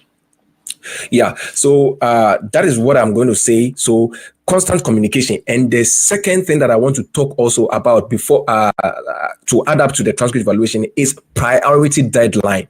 Now, if you are watching us, the priority deadline for most schools are by first week of December. Most of the schools priority deadlines have been met. Some of the schools were extended to even 15 January. So if you are listening to us, you are still not late. We are midway through November, so we still have some time. Put in the application before the priority deadline, because mind you, if someone who had a low GPA put in the application, and if your GPA meets the minimum requirements, right? If your GPA meets the minimum requirement and put in the application before the priority deadline, and someone with 3.7 or even 3.9 put in the application after the priority deadline, they are going to give priority to you before that very person. And that is it. That is the fact. If a school is even on a rolling basis, for instance, there is a school on a rolling basis, it means that if they are looking for 50 students, immediately they get to the 50th student, that is it. We have closed the application. Or even you can put in your application, but then no one will be accepted because we've gotten to the 50th person. So on the rolling basis, it means that the priority deadline speaks so much. So please, I will emphasize on this, that don't wait till the last minute to put in that application. Other than that, all your work or your efforts are going to be in vain. Put in the application on time and meet the priority deadline. And the last thing is to connect with people via LinkedIn. And I think Kingsford hit it on that. Don't stop connecting with people. Even as I am here studying, I still connect with people, because you don't know the information out there. So I still connect with professors in other schools. I connect with some of my friends in other schools. How are you able to get into this school? How are you able to move from a communication background to go and do a tech? How are you able to move from a bachelor, a business background to go and do communication with full funding? You see, so make sure that you are constantly connecting with people and get those information for yourself, and it's going to be a good deal for you. Thank you very much. And before I end, I want to end with this very quote that I love so much. You said the difference between an ordinary person and an extraordinary person is the little word extra. So if you are going to go that extra mile to be able to put in that application, like Fred always says, don't sit down, put in that application. It will shock you that that dream that we are living today, that is a dream for you. You can also make it. And next year, we'll see you here and we'll also gladly celebrate you. Thank you so much for putting in this very work. And I really appreciate it. Thank you. Wow. That was really, really powerful, Mr. Aaron. Now, one thing I want you to keep is that the difference between ordinary and extraordinary is the little extra you put in. So if only you can put in that little extra, you will surely make it in life. So that is that for Mr. Aaron. Now let's bring on Peter back. Many people do come to me and they're like, why do you only talk about US? Why? Is it that other countries are not good education? They don't have good education. Why are you not talking about Canada? Why are you not talking about the UK? I've heard your cries. So I brought Peter back so that those of you who are willing to go to Canada and not the US, the system are mostly related. The US has got a very good academic programs or schools. The same applies to Canada. So if your aim is not necessarily in the US but Canada, I have got you covered. So let me bring back Peter to speak with us about how we can apply to universities in Canada. Peter Akwaba. Yeah, welcome. Okay, so let me give you the next about 10 to 15 minutes, educate people about how they can apply to universities in Canada. Okay, thank you very much for this opportunity. I want to also use this opportunity to thank each and everyone watching me, especially my people following me, my followers, and everyone listening to this page. Yeah, as you know, Peter Belwa has been one of the advocates of development, change, mindset shift, and to God be the glory. I'm done with my master's in Canada. The journey to Canada is not an easy task, but it is easy for those people who had made their mindset, developing their own capabilities and understanding where they want to reach in life. If you don't know the end of your life, you need to work as if tomorrow is the last day of your career. That is why in Canadian school application, if you don't have the tenacity, the drive, you can never see through. So in Canada school application, what you need to understand is that they also give scholarship to people. I've been telling you that most scholarships in the whole world are found in North America. And when we say North America, we are talking about US, we are talking about Canada. The brother of US is Canada. So the same process that my brothers Fred Kingsford has been emphasizing on are the same thing that you need. But the most important thing is that Canadian school, the way they deal with their things, as I've been a student here, and I also, to God be the glory, I have scholarship in the US and Canada. But when I came here, I realized that most of the conversation as to how you can able to communicate with the professors are quite different as to how you can able to communicate professors here. Most of the professors here, when you send them email and the email is not really strong one academic background, it is hardly for them to reply. Unlike US that they can even navigate things to apply. That's why most people, when you send cold emails to Canada, you might not, the response that you get is not as many as US. I don't know if people have learned this. So in Canada school application, one thing is that they don't accept many students in their class because Canada is one of the largest country in the whole world, the second largest in the whole world. But their school system, they don't pick many students as American will pick. So some of the classes, you can see 5 students, 3 students, 8 students, 7 students. Unlike US, some can even get 15 students. So what I'm saying is that if you're interested of applying to Canadian schools, you need to identify the provinces. We have 13 provinces in Canada. And 13 provinces, most of the provinces have their own ways of also giving admission to people. When I came to Canada, I was elected as graduate student representative. So I was part of the admission committee. So in Canada, when they elect you as graduate student representative, it allows you to sit on the admission board of your department. So Peter was a student on the admission board with the graduate coordinator in department here too. I really understand how you can able to navigate through. So one day I asked one of my professors that why is it that Ghanaians are not able to get scholarship? Africans are not able to sail through this Canadian school. And the professor told me that Peter, I know that Africans, most of the students are brilliant. But one thing that they lack or they don't really pay attention to is something called the communication skills. When we say communication skills is the foundation of school application. A person who can able to communicate ideas, perspective. I'm telling you, you can have a low GPA, but because of your communication skills, you can exist and sail through.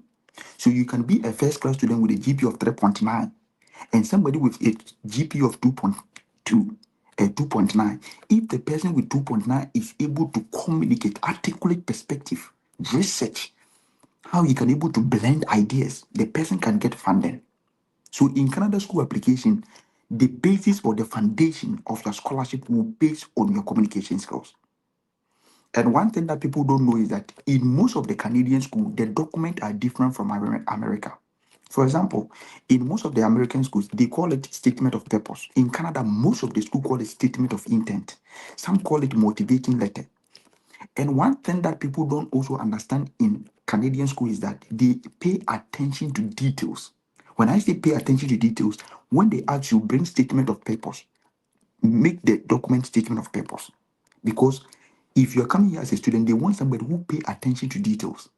So any document they will say, make it sure that it is the same name. So Canada schools have a lot of scholarship opportunities for people. If you want Canada schools that Peter, I will prefer you to apply right now. You can check University of Toronto, you can check University of New Brunswick, you can check University of Ottawa, you can check University of Manitoba, you can check University of Prince Edward Island, Saskatchewan, St. Mary's University. They also have one good university that people don't apply, Dalhousie University, even the University of Winnipeg. Sometimes most of the Canadian school can also give you partial scholarship, but if you get a bank statement to support it, you can able to say through. Some people came to Canada without funding, they're able to graduate. So sometimes you can get funding when you come to the school. So we have internal funding and external funding, and most times it is not easy to also get external funding in Canada because they give it to the citizens and the permanent residents.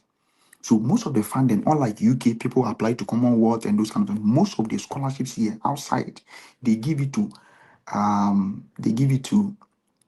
the citizens and the permanent resident. And you're international student, you are here as a temporary resident. So some of the schools that can help you in the Canadian schools, and sometimes you can able to look at the provinces, as my brother Kingsford is saying. Okay, I want to check University of New Brunswick. I am from a low background. My mother doesn't have money. My father doesn't have money. How can you able to see through? You are not the first person to tell me that your father is poor. That one in school application, if you have it in your mindset, you cannot cultivate the positivity or the positive results. So don't come here and say I'm from a poor background. You are not the first person to say you are poor. That primitive and archaic thinking will not help you. So what I want you to do is that in Canadian school application, make sure you name the document according to what the department is telling you. You can also do the worst evaluation to increase your GPA, as my brother Aaron said. So they give priority to people who has research backgrounds. It is very key point because Canadian school doesn't accept many students as American is accepted. So if you want to navigate through, you need a tough mindset, and it must be also help. You need to put in much effort in the Canadian school application. You know, Canada, those people who have studied Canada and the US can attest to the fact that Canadian school Canadian application, getting admission in Canada is not easy, and getting funding in Canada is not easy. And even in our education system in Canada, I can boldly say that Canadian education system is tough than America. I don't know if Americans will, but based on what I've heard and what I've seen, I would say that my brothers in US, don't get me wrong, that is a fact. So if you really want to come to Canada, there are a lot of schools who are willing to give you scholarship. Ontario, even York University can give you full scholarship, full ride. and then you add it to your application. University of Saskatchewan, Dawozia University, all these schools can really help you to also get the opportunity. The fact is that the immigration in Canada is changing some of the policies that is governing the action and inaction of international students in Canada. What I want you to do is that before you apply to Canadian schools, analyze that who is going to give me bank statement. Even if it is a full scholarship, at least you should add bank statement to it. You know, you at Canada, we don't go for interview. US, you go for interview. They will only call you for Canadian interview when your application demanded for it. But since I came here, I've not heard any international student going for interview. So if you want to come to Canada, there's no interview. You need to have a sponsor, somebody who will sponsor you, whether your brother, your sister, your wife, your cousin, your father, your mother. They can sponsor you. Even if you have a scholarship, you can add the application to you. Now, Canada has reduced the number of international students coming to Canada, but notwithstanding, don't allow that one to discourage you. Even yesterday, somebody visa was approved. So if you tell me that Canada is changing, Canada is becoming hot, if you do that, you can never sell. This is a positive page. So believe that even if the whole world, one person is supposed to come to Canada, tell him that you are a human being. If somebody is able to get the scholarship and visa to come to Canada, you too, you can able to get it because you're a human being. You are not angels. Those people who come here, they are no angels. So you to believe in yourself that even one person you will come and stop demanding that immigration is saying that anyone who depend on immigration status and you will not even have the passion to apply. Whether Canada is not accepted, they say international student apply. So be positive, write your document as well. And I believe the schools here can give you the necessary requirement and everything. Even if you come here and you want to shift, it is possible. So Canadian schools will allow you to put in good application, especially your work, your SOP, your CV. Sometimes the CV in Canada, they mostly call it resume. So you need to identify what is resume, what is CV, what should go on the CV. Some people are brilliant students. I've been telling you that in Canadian school application, it is not how brilliant you are. It is about how smart. You can be brilliant, but you lack the knowledge of smartness. And this world will work for people who are smart. That's why you can be intelligent first class student, but nothing can go on in your life. So in Canadian school application, you need to put in the very maximum thing that can really help you to win the admission and to come to Canada. And we are waiting for you here. You know, Canada is one of the best country, I will tell you, and American as well. So my brother, I think this is what I want to Okay. add to my brothers as well. Okay, Nana Kwaku says I should tell you that he will come and face you for saying that Canada school is Canada education is tougher than US education. Nana Kwaku said I should give you that message. You come to your page and fire you on that. So thank you so much, Peter. I really appreciate you so much. I'm really grateful having you on Thank this you. one. So that was Peter highlighting on how we can apply to Canada schools. So if you're interested in going to Canada, the focus is not just on the US. You can also equally go to Canada. So let me quickly bring back the Fred. The Fred is going to speak about how you can get scholarship as an undergraduate student. Many people do come to me, feel like, how do I get scholarship? How do I get scholarship? How can I? The Fred is here to direct you on how you can get scholarship as an undergraduate student. So let me bring back Mr. Fred on that. Mr. Fred, you're welcome back. Thank you, thank you for bringing me back. Okay, so Uh, many people, bother so much how they can get scholarship as an undergraduate student. How do we get scholarship as an undergraduate student? Please take us through. Yeah, I think there was a time somebody said that if they knew that after high school it was possible for them to study abroad on a scholarship, they would have started instead of going to a university in their home country. But so as time goes on, and thanks to Phila for having these great people on, their education is improving, and so a lot of people are becoming aware that after your high school, you are not only limited to the training colleges, the universities in your home country. The sky is huge. There's a lot of countries in the world that you can study an undergraduate program if you want to do so. And the good thing is that most of the universities in your home country may not accept certain grades. However, if you add other documents, because the universities in your home country are only looking at your scores or your results, other factors or other documents are put into consideration if you want to pursue undergraduate program abroad. Like, for example, an essay, an SAT, you have to also get your transcript. Other documents are considered. Now, if you want to study an undergraduate program, so I would divide that into two. So you should have either a high school qualification, you should have a diploma, that is either a 2-year diploma or 2-year certificate, or a 3-year diploma. And if you want to apply as an undergraduate, you can apply as a freshman or a transfer student.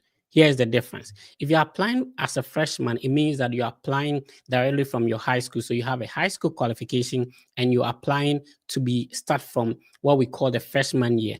And here are the differences. You know, in most African countries, the classification differs a little bit from the American, system. So if you're in level 100, we call it freshman. If you're in level 200 or second year, we call it sophomore. This might be the first time you are hearing about this, which is absolutely fine. If you're in level 300, we call it the junior year, and then you're in the final year 400, we call it the senior year. So when I say you're applying as a freshman, it means that you're going to start from level 100. And if you have a high school qualification, you can start from level 100. If you are applying as a transfer student, it means that you're entering the program by transferring some credits you have. So this could be that you already have some college credits. That is, you attended maybe a 2-year diploma, and then you attended a 3-year diploma. So you want to transfer some credits you have to continue in a university abroad. Now, the advantage of transferring are obvious. But one thing is that if you want to transfer, normally they want you to be in the same line. So for example, if you are studying for nursing and you want to transfer, they want to look at the credit that you've already obtained from your current university. So if you're watching me from K University, you want to apply with the current documents you have. You should have at least 4 semesters or 3 semesters or more, then you'll be able to transfer to continue in universities here. And shout outs to Emmy. Emmy graduated from Arizona State University. She was in K University and she transferred to Arizona State University to continue as a transfer student, or what we refer as a continuous student. It's the same way. If you have a diploma or a certificate in nursing from Ghana, if you want to go to Legon, if you want to go to K University, University of Cape Coast, because you have some credit, you apply as a continuing student. It means that you're going to start from level 200, or hopefully you start from level 300. So if you have high school, you apply straight to level 100 or freshman. If you have a diploma, or you're currently in a university yet to graduate, just like my sister Emmy, or you have a 3-year diploma, you can also transfer and continue in a university abroad. So if you want to apply as a freshman or maybe as a transfer student, there's a possibility for you to also get a scholarship.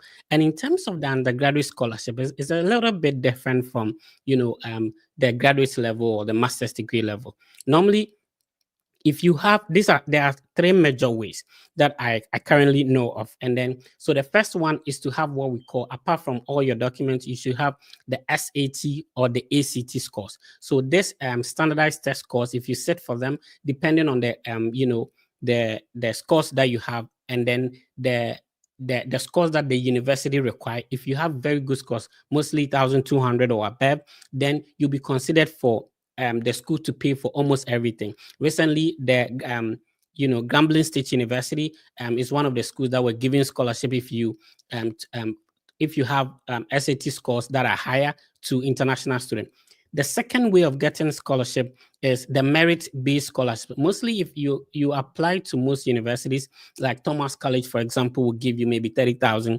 It's located in Minnesota, $30,000 of scholarship, but there will be a deficit. Now, I'm talking about how do you get a full scholarship? By sitting for the SAT scores. That is one. There's also something that a lot of people don't know about called the CSS profile. You may probably not have the SAT, but you have to fill out the CSS profile. The full meaning of CSS is College Scholarship Services. So, it's not every school that is within the College Scholarship Services that you can complete. So after the merit scholarship, like a typical example, Thomas College in Minnesota, after completing the application and getting the merit scholarship, you have to go ahead and complete what we call the CSS profile to be considered for additional scholarship. There is another way which is called the ISFFAA. ISFAA, which is the International Student Financial Aid Application. Again, not all students and not all colleges or universities have this document. So this document is completed after you've gained a merit scholarship or gain admission, and then you want them to know the CSS profile is a little bit bulky. You are telling them about the financial situation of your parent or the person who is going to sponsor your education. So based on the information you provide, they consider you as a need-based, a needy student, and then they will give you the scholarship. So there are universities that are considered as need blind.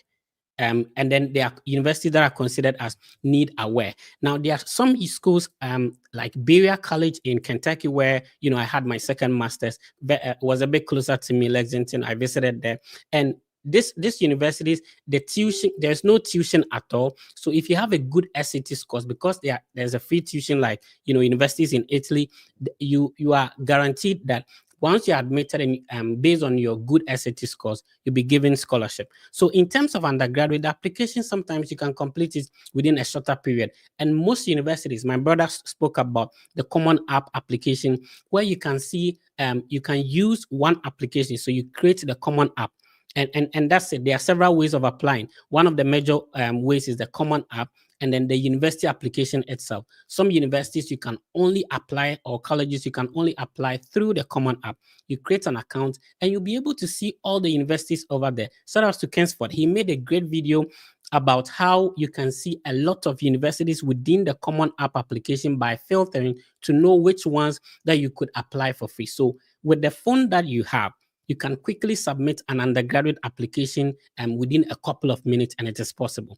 The documents required may differ from university, from college to college or university to university. So some will require, your transcript or your results. That is the results that you got from the WIAC website, or the actual certificate. Others will require an English proficiency. Sometimes you need to sit for Duolingo, IELTS, or TOEFL. And then obviously you should have, your passport.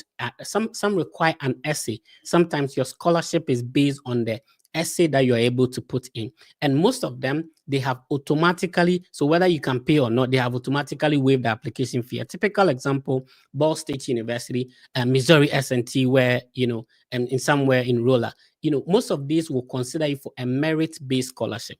The reason most people do not get full scholarship for undergraduate is because the school may say that, okay, SAT is optional. However, if you're able to sit for it and you get good scores, you are being considered for a good scholarship.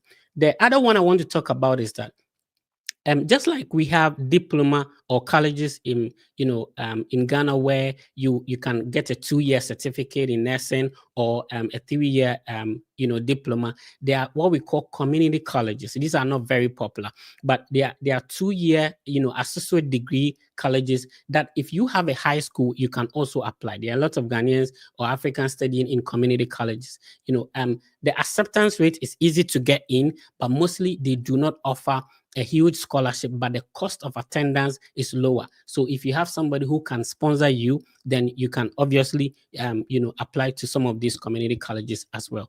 So Phila, thank you very much. This is for undergraduate application, and I want to go over the scholarships. I said there are 3 ways. You have to get SAT or ACT scores. You need to, after that application and getting an admission, and I gave a typical example. If you complete the college scholarship services profile, which is the CSS profile. Not every university have the CSS profile. So if you apply to, for example, Anna Maria College, you can get like 30,000, but they are not on the CSS profile. But Thomas College, for example, is on the CSS profile. You can also fill out what we call the International Student Financial Aid Application. Not every school have. So if you ask about it, then you complete it after you've gained admission or together with your application. And I need you to be positive and understand that everything will be fine. It is highly possible. You can also do it. Okay, Mr. Fred, thank you so much for coming back again to help us with undergraduate, how undergraduate students can also get scholarship here into the US. The monies we mostly speak about, trust me, there are also more money. So when you're in Ghana, you hear $30,000. Oh, 30,000. I mean, my father has money he can pay. But to be frank, one cedi is $16. Hey, what did I say? Sorry, $1 is 16 Ghana cedis. If you should do the conversion, you will see how huge that money is. When you get here into the state, you get to know to get $1,000 is not easy. And when you're going to pay $5,000, 6,000, 10,000, trust me, it's really, really painful. So just like Fred directed, make sure you are putting in a good work to get some scholarship as an undergraduate student. So we'll be moving forward to the graduate level. We have two amazing people. One is still a PhD student and one is a PhD holder. So there are two PhD people who are coming up. Let me send this across that going forward, I will drop after this session, I'll quickly drop the link to the comment section so that you can come on and ask a little question about what has been discussed so far before we have the next session. And then after that, we will have a lot of people coming up to ask questions. So Nana Kweku is one person who is a PhD holder here. He said that feel like if they were asking me to bring a bank statement that has even 1,000 cedis, I'm not sure I would have got it. So because of that, he put everything into getting an assistantship here in the US, and that what came for him. He got a couple of them, and he had to now choose which one he has to go for. Dr. Kofi is also let me say he's a PhD holder already here. He has been here for so many years. He has gone through the system. He understands so much. If you are searching for anything on the internet and you cannot find it, go and look for Dr. Kofi. Just give it to him within 2 seconds. If he's unable to provide you whatever information you need in 2 seconds, come to me and tell me I'm a liar. So let me bring up Nana Kweku and then Dr. Kofi. Two doctors, one doctor in the making, one already made doctor. Another Koku, you're muted. So kindly unmute and let's Yeah. Yeah, okay. Thank you so much for this wonderful program. The way people are running from this PhD, people are so comfortable. Yeah, it's been inspiring. Mostly when I listen to the Fred Effect and my brother Kingsford, I'm always inspired, right? And there is this stuff I want to actually touch on right now. So far, we've heard some stuff here on this platform. That is, if you can't run, my brother, walk. If you can't walk, my brother, crawl. If you can't crawl, my brother, swim. What matters is getting to the destination point. That is the most important thing. However way you actually choose to go from, what is important is that you've actually getting to that stage that you want to get to, right? And also, according to Kingsford, I don't know the reason why he normally likes using statistical terms here. The law of large numbers actually indicates that as n goes to infinity, then the application pool becomes highly competitive. I don't know how he actually gets those words because he's not a statistician though, but I normally use those words. So it means that in as much as you are applying to universities here in the United States, you're very cautious about the universities you are applying to and how free it is, right? The more it becomes free, the more it's difficult to get the scholarship opportunity we'll be talking about right now, right? And when we talk about international students, the most important that first has to come into your mind is that funding. When you hear international students, you hear funding. Without funding, there is no reason to actually even come here to the United States, being it partial or full funding. What matters is that get some scholarship opportunity, get some funding opportunity. And because this is going to be discussed between two people, I will actually touch on the forms of scholarship or assistantship positions we have in the United States, and he will take it from a different angle, right? So when you talk about graduate application and you're international students, the most important thing that actually comes to mind is you getting a scholarship package. And we have several types of scholarship package here in the United States, right? We have the scholarship, and my brother Fred Effect talked about it, that we have the merit-based scholarship and the need-based scholarship, right? Those are scholarship opportunity you don't work for. It's actually given to you by the school or the department. Like it's a free food. I'll have to say, like you don't actually pay for it. You don't work for it. It's free, right? So those scholarships are really not that much high. So let's say you have a school in which, let's say, the cost of attendance is, let's say, $40,000, you might be given a merit-based scholarship, which is $10,000, right? It's not up to exactly the amount of money the school is actually requiring of you, right? So that means when you get a merit-based scholarship, definitely you get some deficits. And we also have another one called what the assistantship. That is what most international students actually target, right? We are coming as a graduate student. So we have various forms of what assistantship, right? We have the graduate teaching assistantship, we have the graduate research assistantship, and we have the graduate assistantship. I would say an assistantship and an assistantship. So most of them, like I believe Kinsford talked about it, that when you get admitted into a program, sometimes you work for the administration. So those assistants that come from that particular angle is what is termed as the graduate assistantship or the graduate administrative assistantship.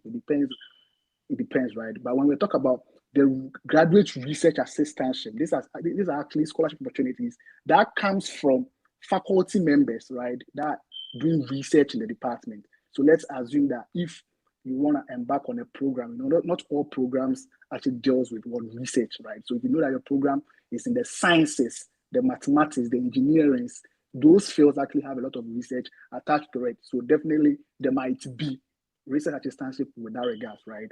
And when we come to the graduate teaching assistantship, these assistantships are always in the field of, let's say, the pure courses. So let's say something like economics, is a pure course. So you can get a graduate teaching assistantship in that particular program, right? And when we talk about mathematics is also has what a graduate teaching assistantship, because you teach. So all these programs have the opportunity to teach, like you stand in front of a board to teach some particular group of people, right? So the math field, the engineering field, mostly the engineering field, some of them is most often in the research criteria, right? But then when it comes to the maths, economics, English, those courses actually, or those programs have the teaching backends to it, right? So definitely, if you're applying to those programs, the probability of you getting a graduate teaching assistantship is very high. And the issue is that if, let's say, you are coming in as a math student, an English student, like students in the field in which we have the GTAs and the GREs, most often, I would say, if you are brilliant, I don't want to use that word though, but then I want to say if you have a very strong high GPA, let's assume that your GPA, you are in the first class criteria, probably a very good upper class, you stand a chance of getting this graduate teaching assistantship because you're actually applying into a program in which you have intense knowledge about. You are very good in that particular program. And let's see, the schools you are applying to, I'll come to that later on. So let me say that the GT is actually given to students that are kind of academically inclined. And when we talk about the research assistantship, it doesn't matter about your GPA. It depends on the communication and research skills, how you actually communicate. So someone actually said that to get assistantship, the key point is to know how to communicate with the program coordinator and an academic advisor. Actually, you don't need to have a first class in order to communicate with them, right? So if you have that cordial relationship with them, the probability of you getting yourself a graduate research assistantship is very high. So notwithstanding, when I want to talk about the GTA very, very, very briefly, right? And what I want to say right now is that if, let's say, you should connect the dots. When you're applying to universities in the United States, you should connect the dots. In as much as you might lie a little bit in your documentations, which are not recommended, but then sometimes we all do lie one way or the other, right? So make sure they are making sense. Like make sure there is a trend between your application packages and what you are going to actually discuss with the program coordinator. So let's assume that you want to venture into, let's say, a program, right? You don't know if you want to have a GTA or you want to have a GRE. You don't know, but then you know for sure that the program actually has a GTA and a GRE attached to it, right? So now you want to stand a chance. I want to use the mathematics department as an example because that is why I'm in right now. So let's assume that you are coming into the maths department, you are navigating through schools, and you've gone through the admission requirement and everything. You think that actually matches the requirement of the admission, right? But the issue is that you should make sure you connect with some graduate students in the department and know exactly what the graduate students in that particular department are doing. So let's assume that the graduate students in those departments you've reached out to are telling you that if you are coming as a math student, the probability of you teaching algebra is very high as a GTE. That means that you should go back and review your transcript, check your transcript if you had a B or an A in that program, in that course. So if you had a B or A in that course, it means that you are a better fit for the GTA possession when you apply to this particular university. specifically this program, that means that you stand a chance to get a GTA. If you had a C in that particular course, then the GTA position might be very difficult for you, depending on the pool of applicants at that point in time. So you should be very cautious. So the issue is that if you have a B or an A in that particular course, then you stand a chance because you have the prior knowledge that students are applying to that department with a maths background, which are very good in algebra, stand a chance to actually teach algebra when you're admitted as a graduate student. So you have a plus over there. So let's assume that this time around, you check your transcript, you didn't get an A or a B in that particular course. That means that you are leveraging on what? A GRE. So you have to check a GRE. You have to check that the GREs, what are they doing in that particular department? Let's assume that the GREs actually help. Basically, they help professors in actually going through their research labs and all those blah blah blah. So check your research, the research you did in your undergrad. Make sure that the research you did in your undergrad actually has something to do with what the program, the advisor is actually doing currently in the lab. That is the way. You should make sure you are drawing a straight line. If you don't fall into the GTA, you are falling into the GRE because this professor you're reaching out to actually is doing something you might have done before. Don't tell the professor something you've not done before. Let's assume the professor is working on regression analysis. You know nothing about regression analysis. You cannot reach out to the professor and tell the professor that, oh, I've read your research interest, and your research interest, he asked you, what is my research interest? You're telling him that, oh, it's in stochastic process. It means you don't know what you are doing. And one quick trick I want you to understand is that we have some students who are applying to some universities, but they don't want to get in touch because they believe in their curricula, right? They believe that they have very strong GPs, they have the research assistant, the research background they want, right? Those students, I'm trying to tell you that, make sure that the research line you are picking, schools that have 2 or 3 professors in that department working on similar research. Let's assume that you've gone through urban universities, let's say the stars, right? Those people actually doing research in urban university maths department, and you've realized that we have 3 professors in that particular department working on stochastic process. If you did very well in your stochastic process and you've reached out to some professors and they are not replying, it doesn't prevent you from not applying to that school. You should be able to apply to that university, but when you apply to that university, make sure that at least 3 professors in that department are working in line with something you've done before. That is the trick. If Professor A is not interested in students, Professor B might be interested, Professor C might be interested. And make sure, we are always saying that reach out to what prospective advisors. Make sure that you are reaching out to Professor A. Professor A is actually working on regression. He is not willing to pick in new students. But Professor B, that you are reaching out to, is also working on regression analysis. Don't go and reach out to Professor B and tell Professor B that, oh, I'm interested in stochastic process. Professor C, I'm interested in, let's say, algebra. It means that you don't even know you don't know what you want. You are reaching out to 3 different professors and having 3 different research interests. It means that these professors actually communicate with themselves. So they will go have a cafe and they'll be like, oh, bro, someone has reached out to me, this student, I thought is very brilliant. His GPA is very high. I want to pick in this student, but he's interested in stochastic process. We'll be like, what's the name of this student? Oh, this student is called Anakwiku. Oh, Anakwiku also reached out to me. He told me that he wanted biostatistics. He wanted, that means you don't know. They will just laugh at you and they will not even pick you. So make sure that you're actually hitting the nails very well. Draw a straight line through your application documentations and the communique you are giving out to these professors. And I will pause here for Dr. Kofi to actually speak more insight into this so that probably if I need to come in here, I'll do that. Oh yeah. Phila, thanks for the opportunity. I don't know if you guys can hear me. Yeah, so I believe the young men, they have the energy. So I'm the old one here, so I might not have the same heat. You guys pardon me. But so far, I'm sure we've listened to quite a number of people, and they've touched different areas of this whole application process. I started this process, I would say about 20 years ago. So the question will be, why am I still interested in it? The point is that the process ongoing about applying to graduate school, I can say it has not changed over the years. It has not changed. It's still the same process, the same documents. The only thing that has changed is that currently there is more information out there as to how to go about the processes.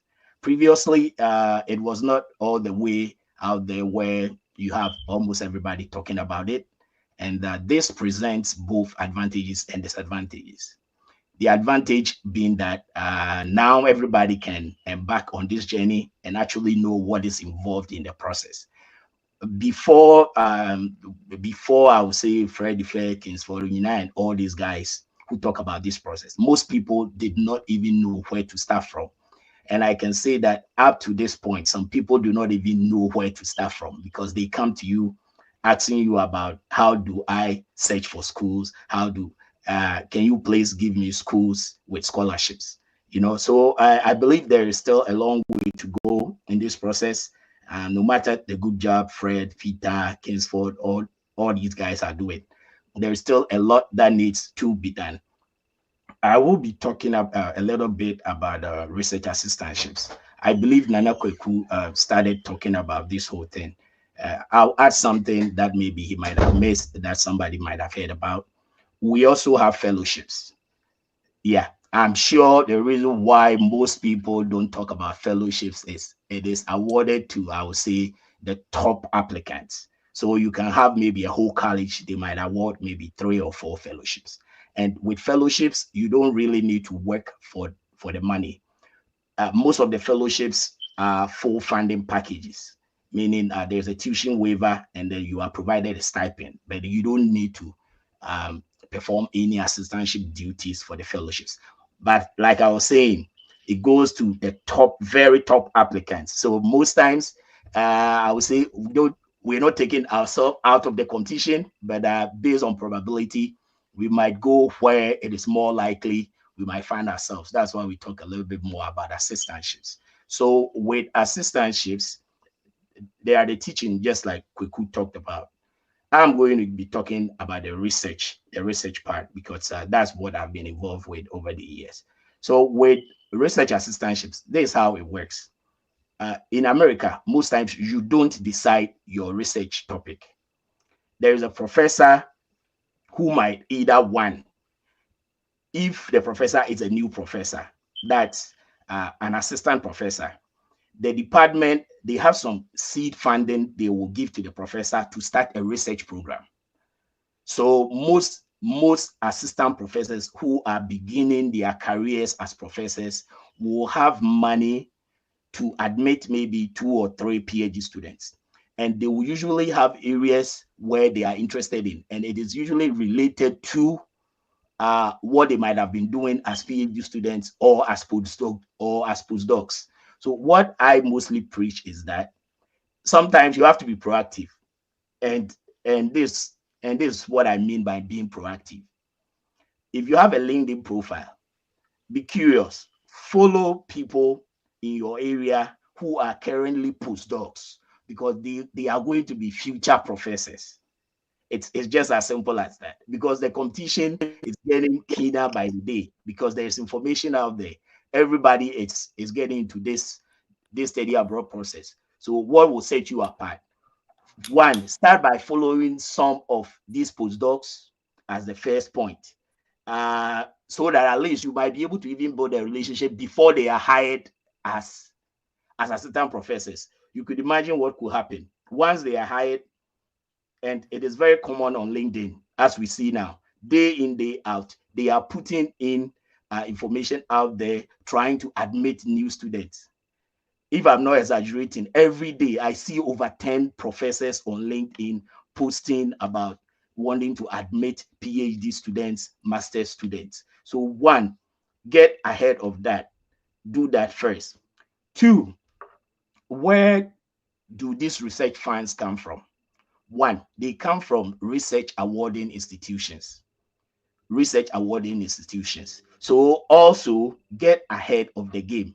Research about these research awarding institutions in your field and check out the professors who have been awarded grants and research money. Because what happens is, once they are awarded grants and research money, the next thing that will follow will be that they will need students to work with. And most times they will have to be what?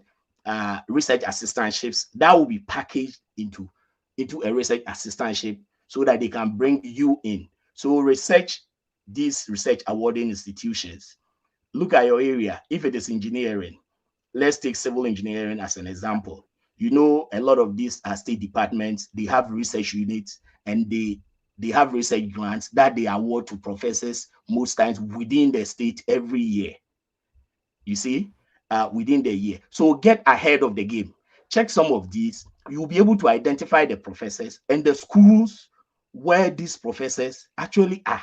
So when you are going to express your interest that this is going to be my area, or maybe I have an interest in this, you already have prior knowledge and information.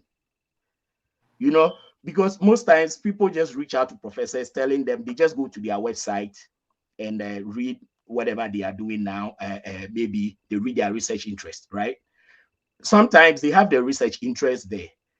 If you don't go to their research page and actually check what they are currently doing, they might have had an interest maybe 5-6 years ago. It might still be there, but currently they might not have money for it. You would have to check their latest publications, check their latest work that they are doing. And you have to do all this before you even put your statement of purpose together. Because in your statement of purpose, it is advisable to, especially for PhD students, to give out an idea which areas that you are interested in and where you want to go with this. If possible, you might have to identify people in your statement of purpose. I don't know if I'm being clear. So that is also very important, especially for those who want to go into PhD programs. Another thing I would want to say will be, it is good that we try to align our research interest with what the professors are doing. But the truth is, a lot of the things they are doing here, we are not doing in Ghana. That is the truth. I'm sure you agree. So this is what I believe. Your area might not be a direct match, but do you have the basic skills for you to catch up with whatever the professor is doing? Do you have the basic knowledge? Do you have at least some research expertise that you'll be able to show to this professor that, oh, if you add me to your team, this is the contribution I'm bringing. I have skills in A, B, C, D. Because if we want to talk about what research assistantships do, I'll be able to provide a summary. Some people don't even know what research assistants do. Basically, what they do is, as part of your PhD. So what you will use for your PhD will be the research the professor is doing that you'll be helping with. So you just be conducting your regular literature reviews. You might collect data, do some analysis. So you ask yourself, do you even know anything about data analysis? If you don't have any knowledge and you come to me and I'm performing research in an area where I'm dealing with, let's say, large chunk of data, and you come to me, you don't maybe know R, you don't know Python, you lack the basic skills, you might not be a good fit for my research team. So make sure you have these skills. You will be assisting with preparing all these proposals, the reports, writing your publication. Sometimes you even supervise undergrad research assistants. So basically, that's what you do. And whilst you are doing this will all form part of your PhD work. So basically, that's what you'll be doing for your PhD. So the being a research assistant will also be part of your work as a PhD student. Yeah. So I will let me see. I think I had the last point. Let me make this last point. So based on my current research, I've realized there is a lot of funding along these climate-related studies. So anybody who is within that space, do the research. I've seen a lot of it. So this is just a clue. Go do the research, and I'll leave Nana if he can add one or two. Yeah, so someone might ask that, how do I get, who should I reach out to when I want the GTAs and the GREs and all those things?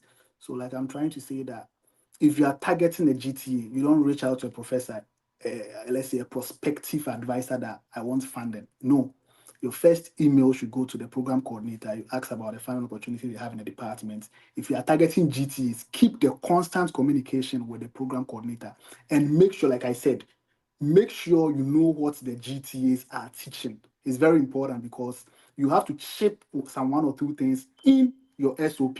Like he's saying, some people might be like, okay, I've reached out to some prospective advisors, they are not replying to my emails. Some schools actually does not permit it for their faculty members to be reaching out to prospective applicants. So that is the reason why I said that make sure that if you are make some research yours. So go to the department, check what they are doing. If a lot of them are working on, let's say, the climate changes stuff that Dr. Kofi is saying right now, let's say 3 professors or 4 professors are working on those stuff, you make it yours. Force it to be yours. Don't go and you don't have any research. Nobody has any research. You are a bachelor student. You don't know anything. So make those research your research. So be smart. Go to the department, read what they are doing, and you just chip it in your statement of purpose. Oh, I'm interested in this.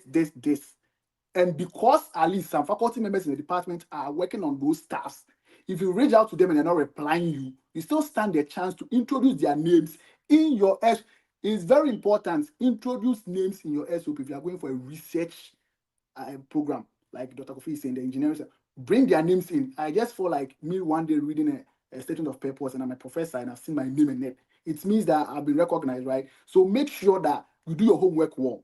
Don't go and introduce 3 professors or 2 professors that are not working on similar things. It means that you don't know what you want. That is very important. Make sure if you reach out to them, they're not replying, doesn't prevent you from not applying to that particular university. If you meet all the requirements, you've reached out to the program coordinator, and the program coordinator is giving you assurance that, oh, you qualify for the program. Bring this document, you've been able to add those documents to it. Then you can apply to that particular course or that program, even if your emails are not replied by the program the advisors, because some schools don't permit that. Bring 2 or 3 names in your SOP. Let them have similar research idea and make it to yours. Make sure that the research you've done in the past, you can actually align it one way or the other to it. And when we talk about the GTAs too as well, they teach you mark script and all those stuff. So sometimes you can lie that you've taught before. It can be you teaching SHS. It can be you actually involved in any form of teaching in the church or anything. That will show that you have the skills, right? You can communicate better to a lot of people.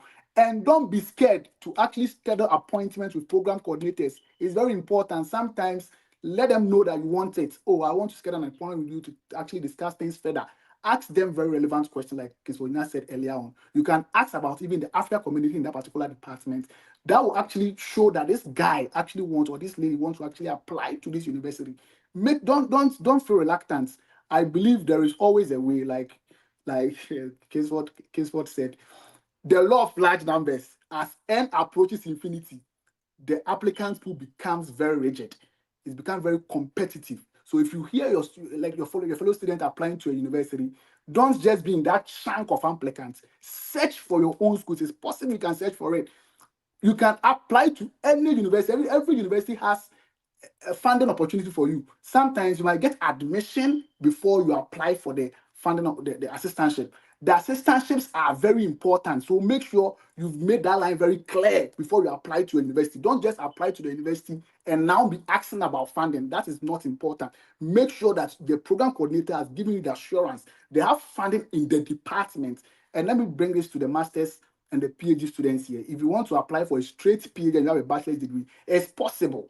But then if you are applying for a master's program and you think that, let's say, your documentation is not that high, make sure you are targeting universities that have the maximum program they have in the department. It's a master's degree. They don't have a PhD there because more priorities is given to the PhD programs.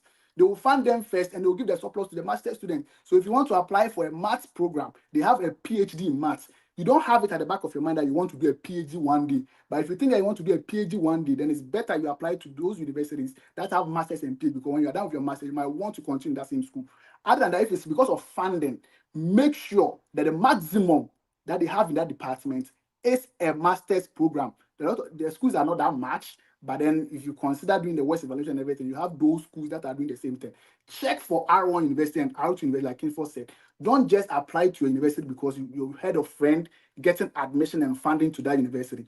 Funding this year might be a lot for African students this year, but next year might be minimum. Ask relevant questions. If you are able to do what we've told you right now, or you have other questions with regards to what we've said, you can come up and ask it, and we'll give you more details about this. Type it and let's go, bro. The law of large numbers, as n approaches infinity, the applicants will become extremely difficult. So pay. Okay. Type heat. Nana Koku is on heat, so he says type heat at the comment section, and then we will continue with that. So that Yeah. is an Let awesome. me add one Okay, last Doctor, thing. add it, and then let's move to Yeah, the so I will just add one of my sayings. For me, it's not about admission because admission is easy to get. For me, it's about the funding. So if you are not talking about money, I'm not looking at you. You can be Harvard. I don't care because there's no way I can pay. One CD could have been. So that's how I will end it. Funding is the most important, at least for most Ghanaians. Yes, that's the most important. Yeah. Thanks everyone. And to add up to this, it's not being brilliant that will get you opportunities. It's being smart. So the smartest is what I'm talking about. Check your documentations, draw that correlation line, and make sure it aligns. And we'll see you in America. The law of large numbers. Free schools are good, but as n approaches infinity, the applicant pool becomes what? Very competitive. Okay. Thank you so much. I love the heat already. And Nana Koku says type heat. Many people are typing the heat, so just type your heat at the comment section. So thank you so much, Nana Koku and Dr. Kofi. Thank you so much. I mean, Nana Koku had a bachelor's, and then he applied to a straight PhD, and he is on his PhD here in the US. So if you are aiming to do that, it is highly possible. So let's bring this particular session, and then after that, we are going to have you come up here and ask your question. So the next phase you are going to approach after getting all this scholarship, after getting the admission, after preparing all these things, the last stage of your study abroad is to get your visa approved. That is the most, I mean, it sounds like the funding is the most important thing. Yes, they are all important, but what about getting all these things? How do you end up? Your fate will only be determined at the visa interview room. And that is why the next phase you are going to have, we are going to have one amazing person. He has been credited already, so I need not to go there. He is one of the key people who motivated a lot of people to dream about studying abroad. I mean, Shy Guys. Now, Shy Guys, let me you, when I bring you up, I will say this. And then the next person is Mr. Ivagas. He's very proactive on social media. His voice alone kills me. Some people say he can be a man of God because of his voice. We will talk about that later. So let me bring Shy Guys and then Mr. Ivagas on live. Shy Guys, Ivagas, how's it going? Good. Okay, Shy Guys, okay. Yeah, thanks for having me.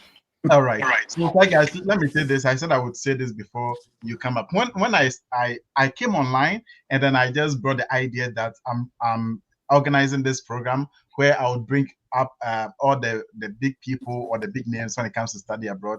And one person, I don't remember the name, the person actually said that, are you bringing Shy Guys? And I'm like, okay, and he's like, if you don't bring Shy Guys, I'm not showing up. And I'm like, Easy. For real.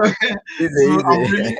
I believe the person is here. So since you are on the flyer, I believe the person is here. If you are the one, kindly let me know you are here, and then we'll give you credits for that. So thank you so much for coming. I really appreciate your time, your efforts, and everything you're putting in helping people make the American dream a reality. Ivagas, you are so amazing. Your voice alone kills me so much. Thank you. Thanks, the voice. All right, thank you so much, guys. So we are looking at preparing for the visa interview, and then at the visa interview, what do we have to know? What must go on in making sure our visa is approved? The platform is yours. Should I go first? Yeah, senior. All right. Thanks so much for this opportunity. So when Phila reached out to me, he told me about this conference, and we're not really friends at the time. But when he told me about this, I felt like, oh wow, this is going to be amazing. So I said, okay, I need to be on board. So yeah, thanks for the opportunity, and thanks for considering me as well. And I've learned a lot. Those who have spoken already, they've said a lot of things, and I've picked up, a lot of things as well. So thank you. So before I, talk about visa interviews, there are a few things that I want to, address, like not like address, like give an opinion on. Okay. And also I want to emphasize that whatever I'm going to say is not like fine. It's not like, it's just my opinion, okay, on certain things. So I came to the US in 2016 to do my master's in economics, and then after that I did another master's, and now I'm doing my PhD. I'm in my fourth year as a PhD student. So that's just a little bit about me. And like Kingsford said, I had a YouTube channel in the past, and this year I decided to, create a new channel and kind of start all over again. And so when I came back, in like to the study abroad space, there are a few things that I've seen which I've been talking about a lot, and I want to use this opportunity to kind of say it again. So one of them has to do with the funding thing, and a lot of people have talked about funding. Kingsford, Aaron, and our doctors and all of that, they've all set up, talked about funding. So just to add to their voice, if you're looking for a school, the first thing you have to check is the funding. Do they have funding before you apply? Don't just apply because people are applying. Okay. The second thing I want to say is that the social media space is about attention. Everybody is looking for attention. Everybody wants to be heard. And so people will sell to you what you are looking for. Right. When I came to the study abroad space, it wasn't my intention to make a video about free application fee schools. I've made only one video about that actually because of a lot of, people asking for it. So I made only one video about it. But before I made that video, I told students, don't focus on these things. I don't know about, all of us here, I don't know about our background, but I know some people. And I can tell those watching us that most of the people I know, actually, all of them are in a school that they pay the application fee. So if your focus is on the application fee, it means you're not ready to come here. People will say, oh, I don't have the money and all of that. Once you get an, like, let's say you pay the application, let's say you don't pay the application fee, right? And then you get an offer. Are you not going to pay for the service fee of $350, the visa fee of $185, and all of that, the flight, all of these things you're going to spend money on? So please, yes, you can look at some of the free application fee schools, but if that is your only focus, then forget. It means you're not ready to come. If you have tried for like 3 years and you have not gotten anything and you're still focusing on free application fees, it means you're not ready to come to the US, right? I want to say certain things that people don't want to hear, but I will tell you, because whether you follow me or not, I still have to tell you, because I have been here long enough and I've seen a lot of things. So I'll tell you as it is. The third thing I want to say is that stay away from loans. When I came back, everybody is talking about loans, and I actually made 2 videos about how to get your visa approved using a loan.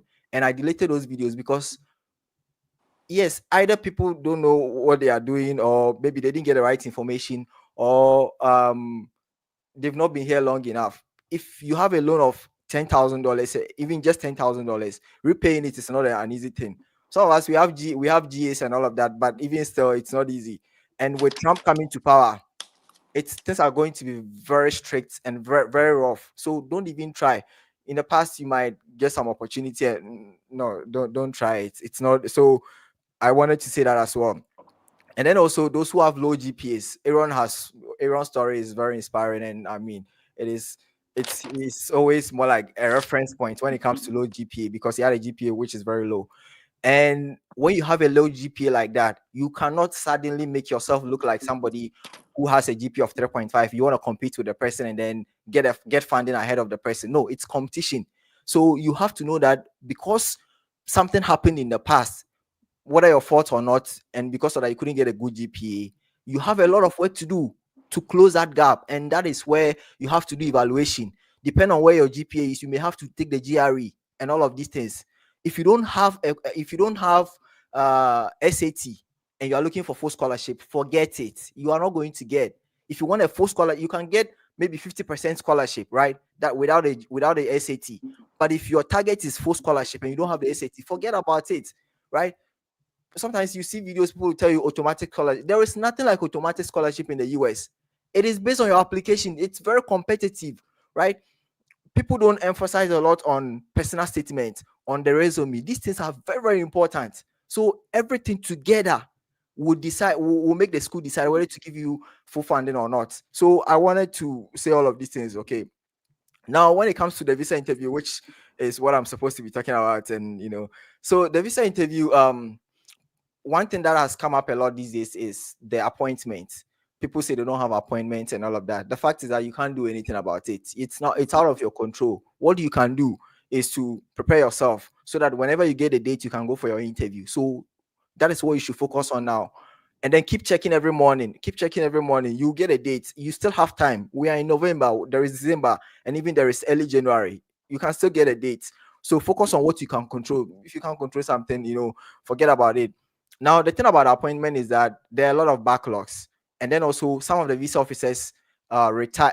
I don't know. They resigned after the COVID. A lot of people realize that it's not even this 9 to 5 thing is not for them, and so a lot of people resign and all of that. So there are backlogs, and then people have resigned. And when you put these two together, it is one of the reasons, right?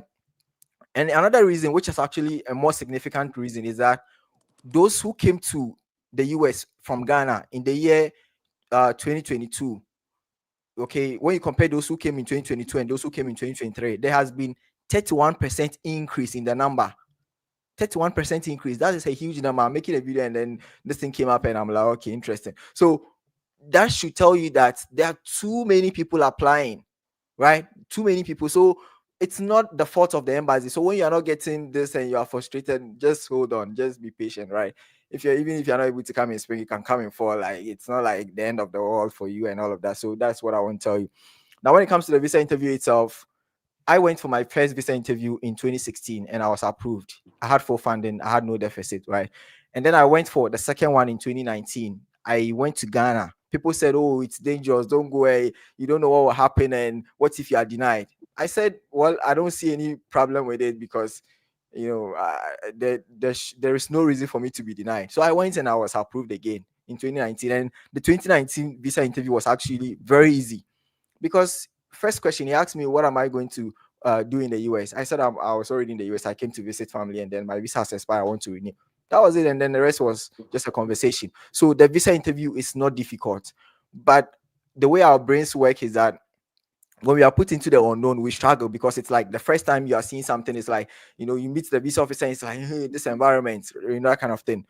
On my channel, I give students opportunity for a mock session, one opportunity for a mock session, because I don't know you. So when I ask you questions and try to get your answers, it's kind of, prepares you for the unknown, which is meeting the visa officer.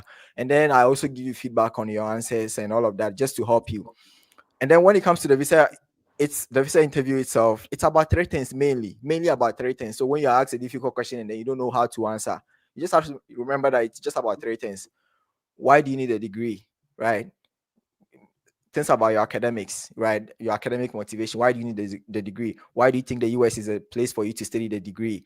How many courses are you going to take, or what course are you going to take in the first semester? Did you apply to other countries? These are, just more like the academic side. Then they will ask you, do you have, how are you going to fund your studies?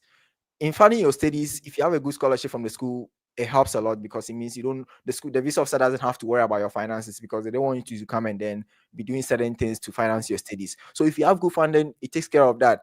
If you don't have good funding, then the next thing is who is sponsoring you. If it's a close relative, then it makes sense. If the person is not a close relative, then you have to prove that the person has a good reason to sponsor you. If it's your parents, you don't have to prove. Then the next thing is, are they credible sponsors? What do they do? Are they in a position to sponsor your studies? Just look at what they do, right? And then just tell me, if you can tell yourself that they can sponsor your study, then there is a good chance the visa officer will believe you. So it's really simple. Then the third thing is, when you are going for the visa, you are considered an intending immigrant. It means you intend to stay. So then you have to prove that it's not your intention to stay. And how do you prove that? By having something that you come back to, ideally. As a F1 student, you don't have to have a property to prove that you have home strong ties. You don't need properties because you don't have the money. Nobody expects you to have any properties and all of that. You don't. But if you have completed school, it is good to have you have to have a job, right? Because if you don't have a job currently, what makes you think when you come back you still get a job and that kind of thing? So then it's more like you need the degree to get a better position or something in your current company or something. That explains. So you link what you're coming to learn. When you ask why do you want to study the program, you can start with, I currently work as this and I need this degree because this degree is going to help. I'm going to learn this from this program, and that's just how you answer the question. So it's not really difficult. So when it comes to the visa interview, these are the things that I want to say, and Vegas has a lot to say as well. So I'll just pass the microphone to him. Okay, thank you. Thank you for this great opportunity. I think you've hit on most of the things that I want to talk about. And Fela, GATV, thank you for organizing this as well. I appreciate everybody, and I appreciate giving me this great opportunity to also enlighten people. I don't know, but I'll just hit on some of the things you said. So basically, if you are here and you are going for your visa interview, you have to know that the portal application system has changed. Now it has changed into the AVITS, that is AVITS. So things are a bit different nowadays. I believe those that are applying now, you're going to see that it has actually changed. And I know there's been a backlog, and even people that have applied already, now they are trying to apply, and it's giving them a lot of challenges. But I feel just Google and also go to the US portal, embassy portal, to know actually what goes into this new portal application system. And also, I believe by now, the educational content creators, we've made a lot of videos about it. So just search on YouTube to know the new ways and the new strategies to go about with the new visa application portal. Now, if you are here, your visa is approved, you are going for your visa, the major questions that you are going to be asked, no matter what, is what our very own brother Shai mentioned. Why the school? Why the program? Why US? Who is your sponsor? No matter what, no matter how you position yourself, no matter how it's going to be, these questions, you can't skip them. They are always going to ask you these questions, right? So always have that at the back of your mindset that these are four major questions that they are always going to ask you. So you have to have them like, as if like if someone wake you up from sleep, you should be able to mention or recite some of these explanations.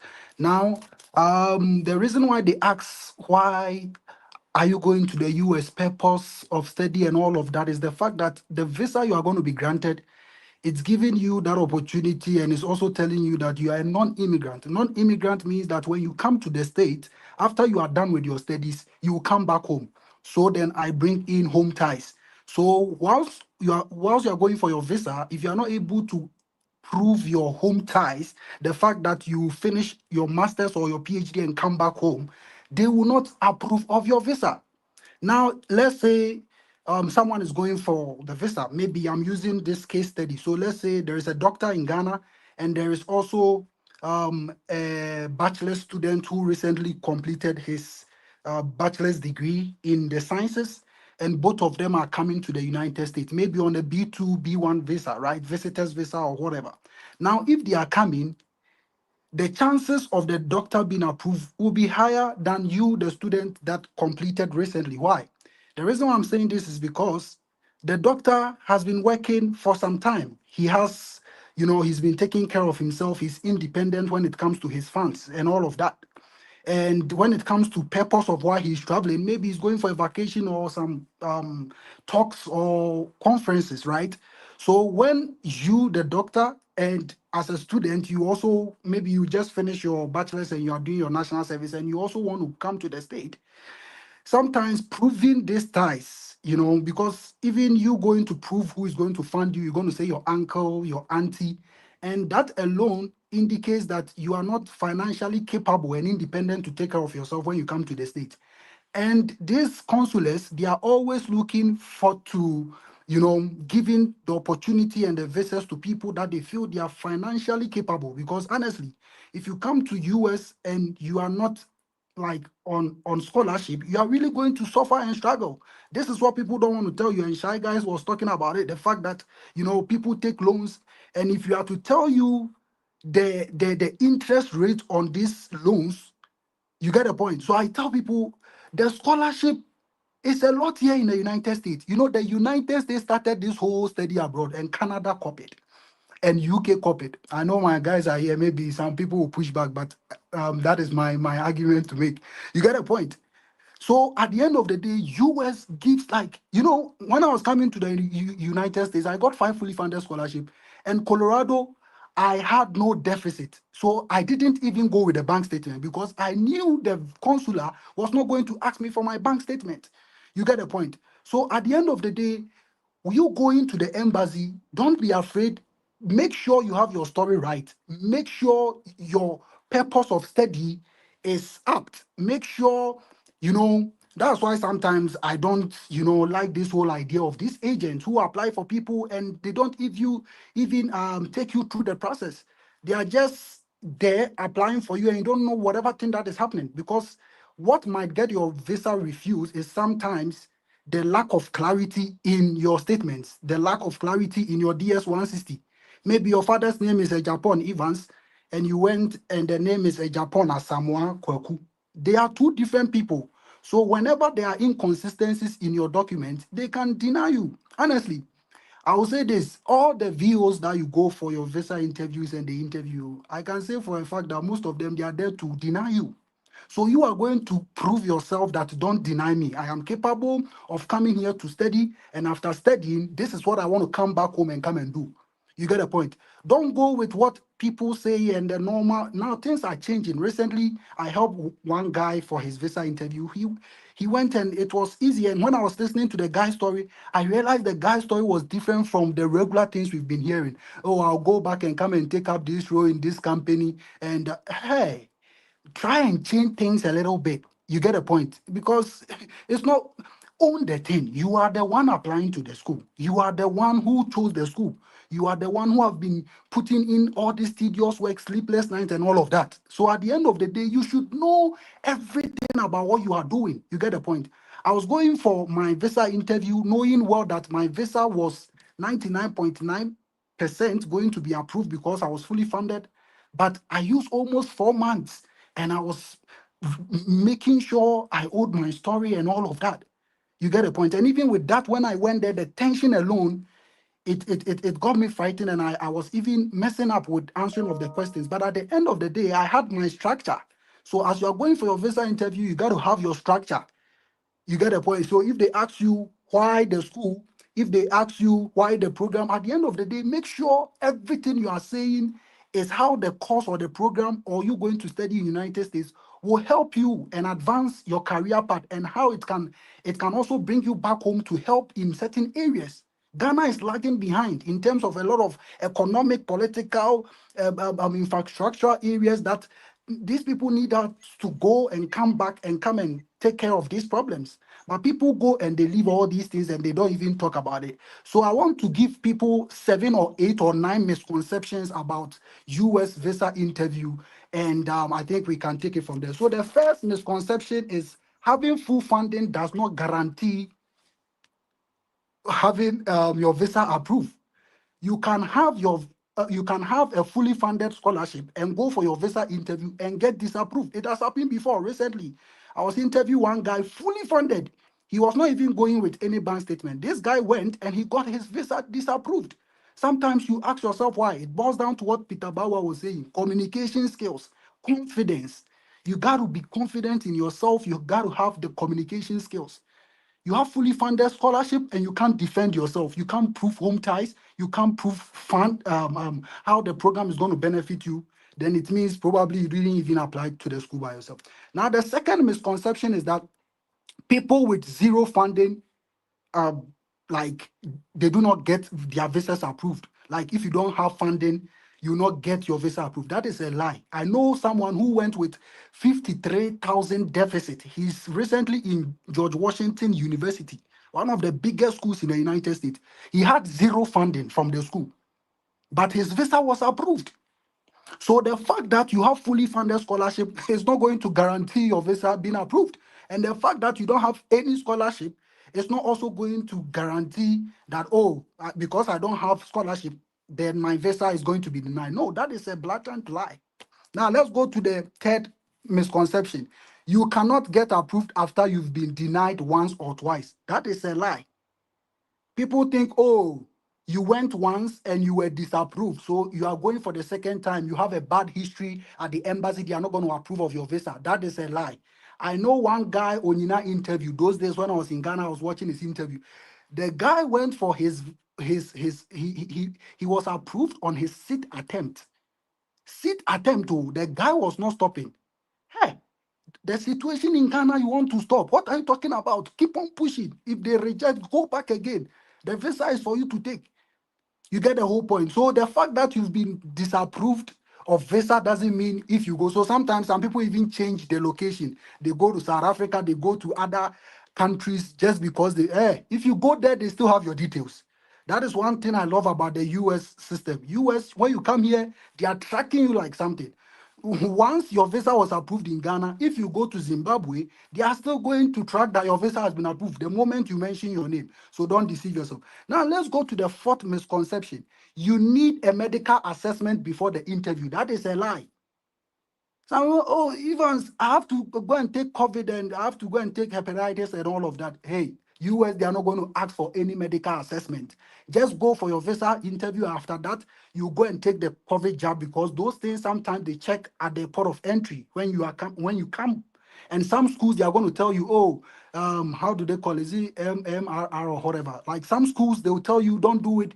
Come and do it. My school, for instance, I came to do my medicals in my school for free because my scholarship is fully funded. It covers my health insurance 90%. So I came to do all those checks in the school for free. I didn't do that in Ghana. The only test I did in Ghana was after my visa was approved. I went for the COVID jab and yellow fever or whatever. So that is also another one. Now the fifth misconception: school show proof of funds even with full funding. Show proof of funds even with full funding. So if you have a lot, some people have this misconception that, oh, my deficit is 20,000. So once I'm going with $100,000 proof of funds, my visa is going to be approved. It's a lie. We have this idea that, oh, if your deficit is 20,000, when you are going, go with times 2 of that. Some people can go with times 10, thinking that, oh, because I'm going with times 10 of the deficit that is expected of me, my visa will be approved. It's a lie. And let's go to the seat one, providing a bank statement with, so I've talked about that already. Do not offer, no, that one is not needed. Using agents guarantee visa. No, using agent does not guarantee visa approval. When you are not careful, it will even disqualify you at the shortest possible time. So please be very, very, very careful when you are using agents. I'm not saying they are bad. I know some companies in Ghana that are very good with school application processes and all of that. But please, whenever they are helping you, make sure you are updated with the things that are happening and be abreast with the information. I think that is what I can say when it comes to going for your visa interview. Wow. If Ivagas, you're a pastor, I would love to be in the church for 5 hours just More sitting fire, down and more fire, more listening. fire. I would just love to sit down for 5 hours listening to the word of God because the way to come, the way to hit you, the vim and everything you back it up with, it's really, really amazing. Thank you so, Thank so you. much, Shy Guys and Ivagas. I really, really appreciate your time and your effort and your insight you've shared with us. So, guys, let me send a link to the comment section. We have spoken a lot today. So, all the things we have discussed so far, if you have any question regarding any of them, we won't pick much. Maybe we can pick like maybe 5 or yeah, depending on the time. So, let me send a link to the comment section. You can click on it and then request to join. Please, we are live on video on YouTube. Many people are also streaming it on their various platforms. You wouldn't want to come in either naked or inappropriate. Please, you are coming on video and you have to show your face also. So if you know you cannot show your face, please do not put up a request and come on. So please just have an appropriate background and then have a quiet place to speak with us and then come up and have your question answered. So I've sent the link to the comment section. If you are here, you can see the link being shared at the comment section. Kindly climb up. When you come, let us know where your question is being directed to. Let me drop it for now. Let us know where your question is coming to or being directed to, and then the person can come up and then address it for you. Okay, so let me bring Sewa back. Sewa had something little to add. Sewa, are you there? Okay, so before people come up with their requests, let us have Sewa quickly, and then we shall bring all the people who are requesting to ask questions. Yeah, I'm here. I just wanted to quickly touch on the fact that I know Nana Kweku and Dr. Kofi spoke on the different types of graduate assistantships that we had.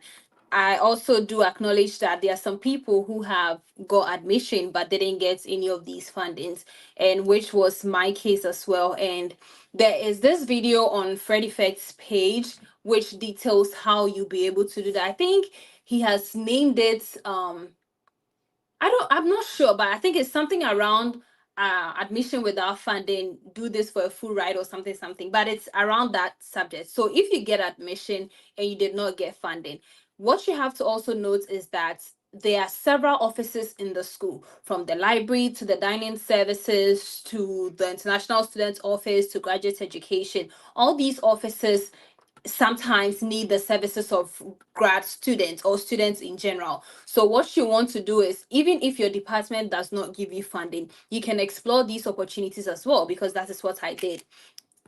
So what you have to do, one way is that you can go on Google and type out, let's say if it's Ohio University, you can type out graduate assistantships at Ohio University. So if Ohio University is a school that posts their graduate assistantships on their website, it will collate all those positions and show you on Google, and then you go ahead, read the requirements and apply.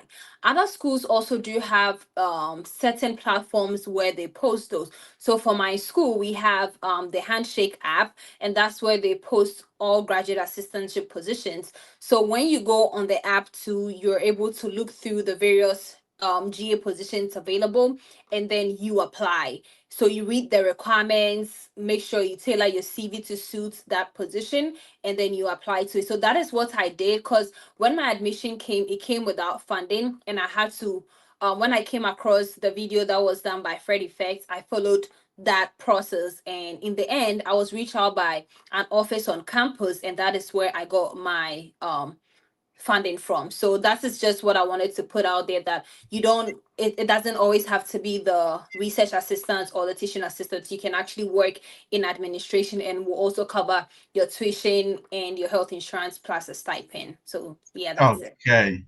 Thank you so much, Sewa. We really appreciate your time. The way you articulate, I really love that. No wonder you were working on the radio station, or you were casting news when you were back here, back in Ghana, not here. Sorry. So I have a couple of people here. Please, when you come on, please put on your camera. If your camera is not appropriate, I won't bring you on. We have a limit of 15, so when you come and ask a question, I may have to drop you. Let me bring Dr. Milbank. Yeah, hello. Can you Yeah, hear me? yeah, we can hear you. Let's go ahead.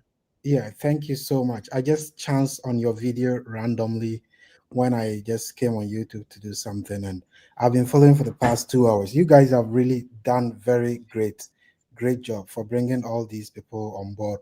I mean, they have been very fantastic. And you see, when you have first-hand experience, everybody will have something very unique about their own peculiar, situation, and it makes it easy to have a broader view when you bring all these people together. And I was just laughing when the last guy was talking about visa refusal. I'm currently in the Washington state. I was refused 3 times, okay, in Okay. Ghana, 3 consecutive times. Meanwhile, after going 3 times, I helped someone to go 4th time to get his visa because I got to understand why I was being refused. But I got to know after the 3rd refusal. And I know someone who had gone 3 times, but he had a chance to go for a 4th interview. And I told him that this is why they are refusing us. So do this and that, and you will be approved. He went for the 4th time and he got it. So it really helps. Now, first of all, I want to just, if you permit me to highlight on some few things. Visa application for the past years have changed, especially this year. We could see that the process of now applying for, appointment has changed.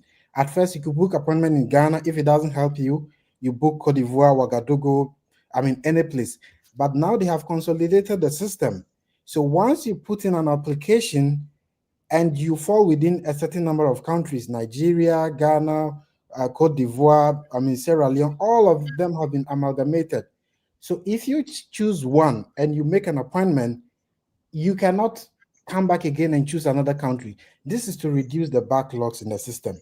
Because the funny thing is that someone will go to Togo or let's say Noah Court to get his visa, but he will not now cancel the previous appointment he has booked in South Africa or somewhere and leave them inside. And they choke the system. So now to avoid that, that is why they brought in these measures. Mind you, there are certain things that people don't usually take care of. I have helped about 16 people to get visa. Only one person got denied. Okay. That one thing I've realized that when people see third parties to assist them with their visa application, they don't request them one to use their personal email addresses so that whatever thing or anytime they want to go over or do something, they'll be able to, I mean, reset their own, I mean, password and stuff. They fall on agents. Agents will do certain things. They'll be refused. Now, when they want to do it on their own, they don't even know certain informations that the agent put in the application, and they are locked. And once you put in anything contrarily, it means when you go to the embassy, it is going to flag out. Of course, Okay. certain things can change in your life. You may be single yesterday, today you got married. So it's Okay. allowed that it change. But you cannot be born 10th September yesterday and today you are born on 1st January. So certain things cannot change in your life. Okay. Some can also change. And some too, for instance, your mother's birthday, you can know after 2 or 3 years, you can forget. Maybe your mom has also passed on and you don't have a way of recollecting. There is a way you can take that you don't know. So certain things are flexible. Now, some other misconception that, oh, before you go to the interview, the visa officer, they already know what, I mean, you are coming to say, or they've gone through your file. It is never true. In as much as when you even get there, there are 3 or 4 visa officers, you have the right to go to any of them. Why and how on earth will they go in the evening, or I don't know when they will have that time, go through every single person, who and what they are coming to present? And even if they can do it, how can they memorize for each person and what they filled in? They have no idea about who is coming and who the hell are you. The only moment they know is when they have just scanned and your details pop out. That is when they Okay. see. And your fingerprint will let them know that whether you've been there before or you've never been there before. So Okay. they don't know who you are. They have no idea and they have no interest in that in the first place. Okay. So that myth should be, I mean, completely, ignored. Okay. Then, um, Mr. Melbank, we have a lot of people requesting, so I will kindly ask you to sum it up for me so that okay, we can bring other people on board. Okay. all right. Now, sometimes you have to be smart. You are applying to US. Maybe you have other purpose, intention, not just school, and you have been going there refusing you. Sometimes be smart. Apply to Europe. Europe, the perception they have about Africans and the denial rate there is low. So sometimes you could just apply to a school in Europe or in Asia where you go and do something one and you apply there and it's very easy and the approval rate there is higher. So don't only be focused in Ghana or applying directly to come from Africa. Thank you very Okay. much. Thank you so much, sir. We really appreciate your time here. Okay. So let me bring up Philip. Philip. Okay. So when you come, let us know who your question is directed to, and then we can address you. Philip, let's hear from you. Oh, Philip is not ready. So let me draw Philip. Okay. I think people are having connection issues with connection. Uh, we can bring on about 5 people. Zachary, let's have you. Okay, good evening. Good evening. Let's have you. Uh, Thank you very much for organizing this conference. I recently completed College of Education, I think last month, and I am someone who is passionate to study abroad. So I want to find out, uh, is there any situation where I can use my college certificate, which is bachelor's degree in mathematics and ICT, maybe to divert in any other area, or uh, I will have to continue with same program that I did in college over here. Thank you very much. Okay. Mr. Fred, can you please address this for me? Okay. All right, bro. And thank you for tuning in. So it is possible that your question is you have this background. Can you switch to another background? Highly possible. Personally, I switched from my first master's to another one. Now, what you have to understand is that you need to communicate with the director of the program. Mostly, you have to share your transcript. They will get to know the courses you've taken and then be able to let you know if you qualify or you're a good fit for the program. A typical example, when I wanted to switch to public administration, when I sent my transcript, they asked me if I had one, mathematics, and then two, economics background. Now, luckily for me, I did that at the undergraduate level. So, assuming that if I had applied and then I did not have this background or these courses done already on my transcript, I wouldn't be admitted. Some universities will even go to the extent of asking you if you've taken some statistical courses or whatever. So, the point is, bro, it's highly possible you can switch. Make sure that you're communicating with the director of the program. Let them know your intention to switch and if it is possible for you to be admitted into the program. They are the best people to let you know. Another thing you have to consider is that mostly for teaching assistantship or the scholarship, they would want to have somebody who have a background in what you're going to study. For example, if you're going to be awarded a teaching assistantship, it means that you're going to teach undergrad. So if you don't have a background, they will prefer to award the scholarship to somebody with a background. I spoke with Amma Techua recently. She's schooling at New Jersey, and she had a communication background, was switching to IT. She didn't get the scholarship because she didn't have a background required to teach the class. So you have to consider all these things before you put in your application. But to answer your question, yes, it's possible. Okay. Thank you. Zachary, thank you so much for passing through. Let's bring is it Dominic? Let's bring Dominic on. Dominic, please unmute yourself and speak to us. Okay, before Dominic comes in, let me bring this announcement that we have about 1,900 people watching us now. So consider subscribing to all the guests. They all have TikTok pages. So the same names you can see, the same name, go on TikTok and subscribe to their channels. They have a lot of amazing content there for you to learn. Some also do have YouTube channels you can also subscribe to. I think the Freddy Fed has, Shy Guys has, Peter Bewa, Kings Fodonina, myself, Ivagas, and the rest. Go and subscribe to their YouTube channels and make sure you are learning towards your American dream. Dominic, let's hear from you. Oh, Dominic is gone. Okay, let me bring on. Is it Ogunjobi? Sorry if I don't get your name right. Okay. Okay, let's have you, my dear. Thank you, sir. So I have a question, like if I want to apply for a visa, can you hear me? Yeah, we can hear you. Go ahead. Okay. If I want to apply for a visa and I don't have a parent, like my mother and father, they are no more. So I want to go with my spouse and kids to the US. What will I use as home ties? Thank you, sir. Okay. Okay, let me bring Shy Guys to answer this. They talked about visa. So, Shy Guys, Yeah. I hope you got a question. Okay. Yeah, I had a question. So there's several things. So it's not like, so the first thing is, did you get funding from the school, and what was the funding like? Are you coming to do masters and you have full funding, or PhD with full funding? That's the first thing I want to know. Do you have full funding from the school? Hello, can you hear me? Suliat, can you hear? Do you I have full can't hear funding? you. Hey, Suliat. Okay. Do you have full funding from the school? Do you have like full assistantship or something from the school? In other words, how are you funding your studies?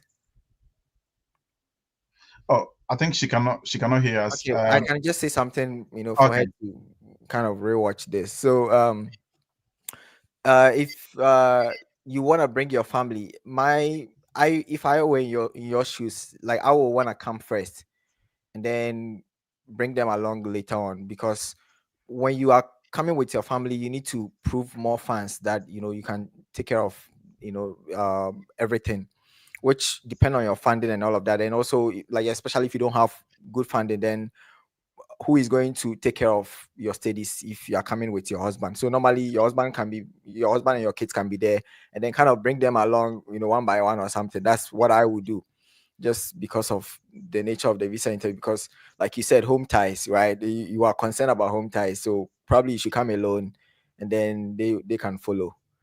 Okay. That's what I would say. Okay. I think her network is really bad. So, Shy Guys, thank you so much. Let me bring on another person.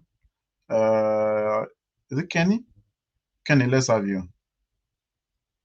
Unmute yourself and speak to us. Yeah, good evening, sir. Good evening, Kenny. Let's hear from you. Yeah. Thank you so much.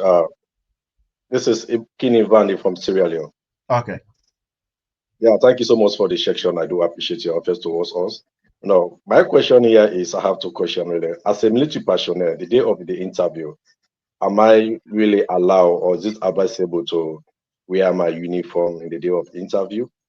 That's my first question. And the second one, let me say, after booking my appointment date with a new I-20 or the school, after getting another I-20 or another school, can I able to, let me say, change it before ever going for the interview? That's my question.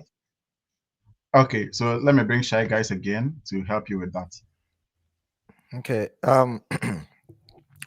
About a uniform, it's I'm not, but I don't really see the problem with the uniform, because maybe you're going like after the interview, maybe you have a job or something, like you have to go somewhere, right, to carry out your duty. So I don't see any issue with that.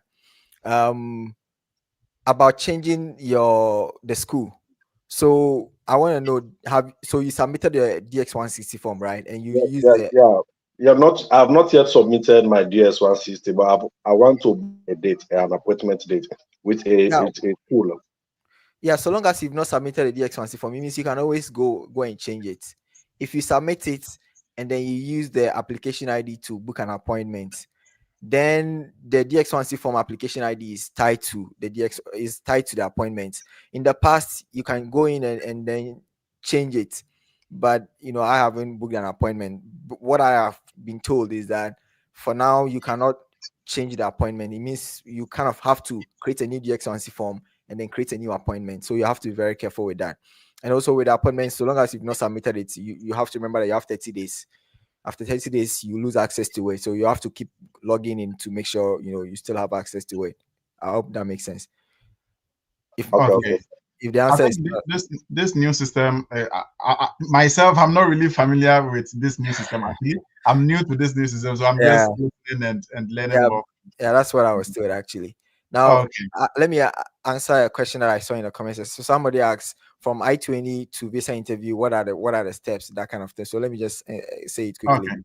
So when you receive your I-20 from the school, then you have to fill the visa application form, which is called the DX160 form. So you fill it, you can decide not to submit it yet. But you need to book an appointment because of the nature of appointments and all of that. So you can start the visa application form and then copy the application ID, which will become your confirmation number. So you can copy that and then use it to book an appointment.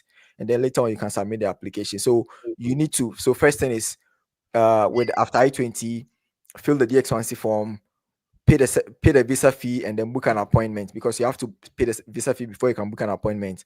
And then there is another fee called the service fee. So you have to pay the service fee, and then once your appointment date is ready, prepare yourself and then go and do the interview. Hopefully it goes well for you. Yeah. Okay, thank you so much, Shai. We'll bring another person on. Samuel will be ready. Let me bring the Fred to quickly highlight on the new system, because I'm myself, I'm new to this, so I'm ready to learn a little about the new system. So Fred, quickly run us through what the new system. So somebody was commenting. He said, I think the DS160 bio page can be changed without you changing your appointment, and that is true. So In the old portal, what happened is that when you schedule an appointment, you create a new DS-160 other than the old one you use. You could just go to the update profile section, delete the old one, and use the new one. Unfortunately, this new system would not directly allow you to do that. So, for example, you applied with one school, you scheduled an appointment, but maybe you've gotten another school you want to use. It means that you need to create a new DS-160. And of course, that will necessitate a change in the DS-160 confirmation number, which starts with the AA00. So what you do is that you call the embassy, and I've actually assisted a couple of people to get that done. You call the embassy, you inform them of the entire process you did, and then they'll help you change it. Now, how do you know it has been changed? In the appointment confirmation page, the new one that you print, you have to notice that the new DS-160 confirmation number will flex on that. So the DS-160 confirmation page, the number ID should match with the appointment confirmation. It's a new system, so a lot of people are getting used to it. But yeah, that's it. That's what I wanted to clarify. Okay, thank you so much, Fred. Now let's bring Samuel on. Samuel, let's have you. Hi, good evening. Yeah, good evening.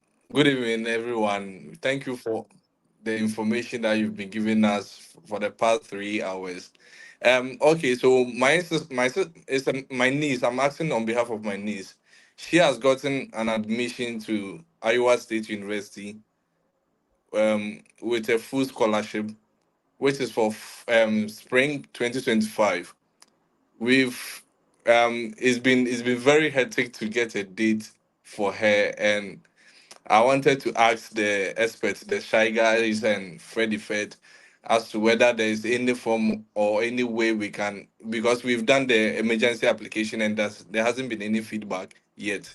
So I would like to ask them, is there any way, because she's starting to Okay. get disturbed, starting with cry and all those. Okay. So apart from the emergency, is there any way, Mr. Fred and then Shai, is there any way apart from the emergency? So yeah, the person has been approved for the emergency, right? But the person is not getting a date to pick, right? Is that the case? Maybe. Exactly. Yes, Yeah. please. So the person, like I said earlier, you just have to. You cannot control things like this. So you just have to keep checking. That's the only thing. There is nothing that the embassy can do for you. And I mentioned earlier that the number of people who are applying for visas has gone up significantly, and also the number of consulars has gone down. Uh, and then they also have a lot of backlogs that they are trying to clear. So it's like all these things together, they make it difficult for them to. So, uh, the person has to understand that we are still in November. There is December, and then there is January. January, there are people who even applied after their program start dates. If you're applying after your program start dates, and then depending on your school, they can give you a late arrival letter. They will enter it into your records, and then when you get to the port of entry, you can come in. At the visa interview, you can tell the visa officer that the school has given you a late arrival letter, and that you are going to do orientations and stuff like that online. So all these things are, so the person shouldn't really worry about it. I wouldn't worry about something. I know you've paid money and you are worried, but yeah, just tell the person to just hold on and then prepare herself very well for the interview. That's what I would say. Okay. All right. So Samuel, All right. thank you so much. I believe you've been answered. Now let's bring Dominic. Dominic, you were here and then you left. Let's have you again. Dominic, can you hear me now? Hello. Good evening, and thank you very much for this great opportunity. And I want you. Yes, please, I can hear you. Can you hear me? Oh, Dominic, your network is really lagging behind. Sorry, fix it and let's have you again. Now let's have Alexander. Okay, Alexander is ready. Let's have Alexander. Alex, let's have you. Thank you, Mr. Fila. I hope you can hear me. Alex, your voice is very far. Kindly fix it, and then I'll bring you back later, okay? Let me take Ernest. Ernest, let's have you. Good evening, sir. Good evening. Yeah, thank you for this opportunity. I've applied to Vintage University, and they have asked me to submit my deposit. and 2,200 tuition fee. Okay. Yeah. So they gave me 2,700 dollars for Okay. a scholarship, Okay. and I don't know how to go about it. So I Okay. need help. Sure. Okay. So I think the Fed can handle that. Bro, what do you which university do you say you get admission to? Wingate University. Oh, okay. So congrats on the admission. That's a huge one. At least you did something, you tried something. What you have to understand is that you submitted some requirements to be considered for the admission, and that's where you got the merit scholarship. However, um, if you had gotten SAT scores, which is a good scores, did you have the SAT, bro? I'm about to write Okay, on so if you had December 7th. added that to your application, that could have increased your chances of they getting to pay for everything. It means that you either have to, get a sponsor to offset the rest of the cost of attendance. Alternatively, you can email the school, ask them if there are other scholarships to apply. And for example, I spoke about the CSS profile. If the school has that, and the next thing will be the ISFAA application. If the school has such a thing, then you can apply in addition to what you have. But yeah, Okay. it's a good step. Congrats. Please don't give up. If you want to sit for the SCT and reapply, I would really encourage you to do that. Okay. Thank you So so I much. wanted to add up to our brother, not getting an interview date. The good thing about the new portal is that earlier, if you pay the visa application fee, you are only allowed one emergency date. This time around, it's even more. And another thing is that you can have an opportunity to reschedule 4 times. Now, imagine that the program is starting in January. Even if she get the visa approved today, she cannot come. She has to wait until 30 days to the start of the program. So there's no need to panic. So you should monitor the platform, and you're lucky your emergency request has been approved. Normally, the embassy keeps on releasing dates. Join platforms that have a lot of people who have the same interest in searching for dates sometimes, so that the system will not log you out. Sometimes they will post dates on the platform, and you'll be able to choose a date. Since she has a good scholarship, she shouldn't panic. She should rather focus on preparing for the visa interview. And this has been there for some time now. So obviously you get a date. Don't worry about that. Okay. So let's bring on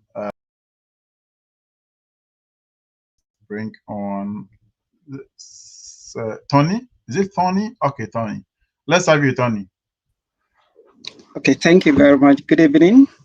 Good evening, Chief. I think you guys are doing so great. I tried to get on earlier on, but my cam was not working.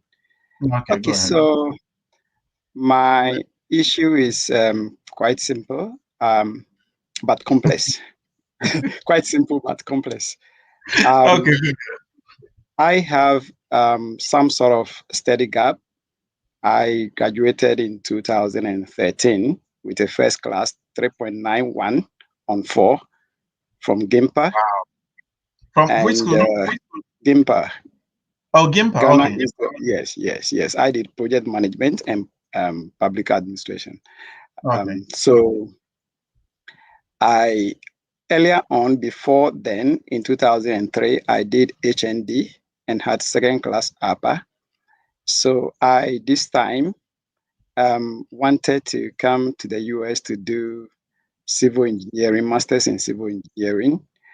However, most of the graduate coordinators, when I contact them, they talk about my study gap, which is quite risky for them to be able to fund me. Getting the visa to the US is not quite a problem for me because I've been to the US before. And that visa had expired, and currently I have renewed my B1, B2. I have 5 years visa in my passport. I'm on my third passport. I've been to Canada. I've traveled quite extensively, so I don't think the visa would be a problem for me. But my problem is funding. Currently, I gained admission to Bowling Green State University to read Masters in Construction Management. But that's not exactly the kind of program I want to do, because that is quite related to project management, which I already have quite extensive knowledge about it, and I have the golden certificate PMP in it already. So I feel that I must do something new.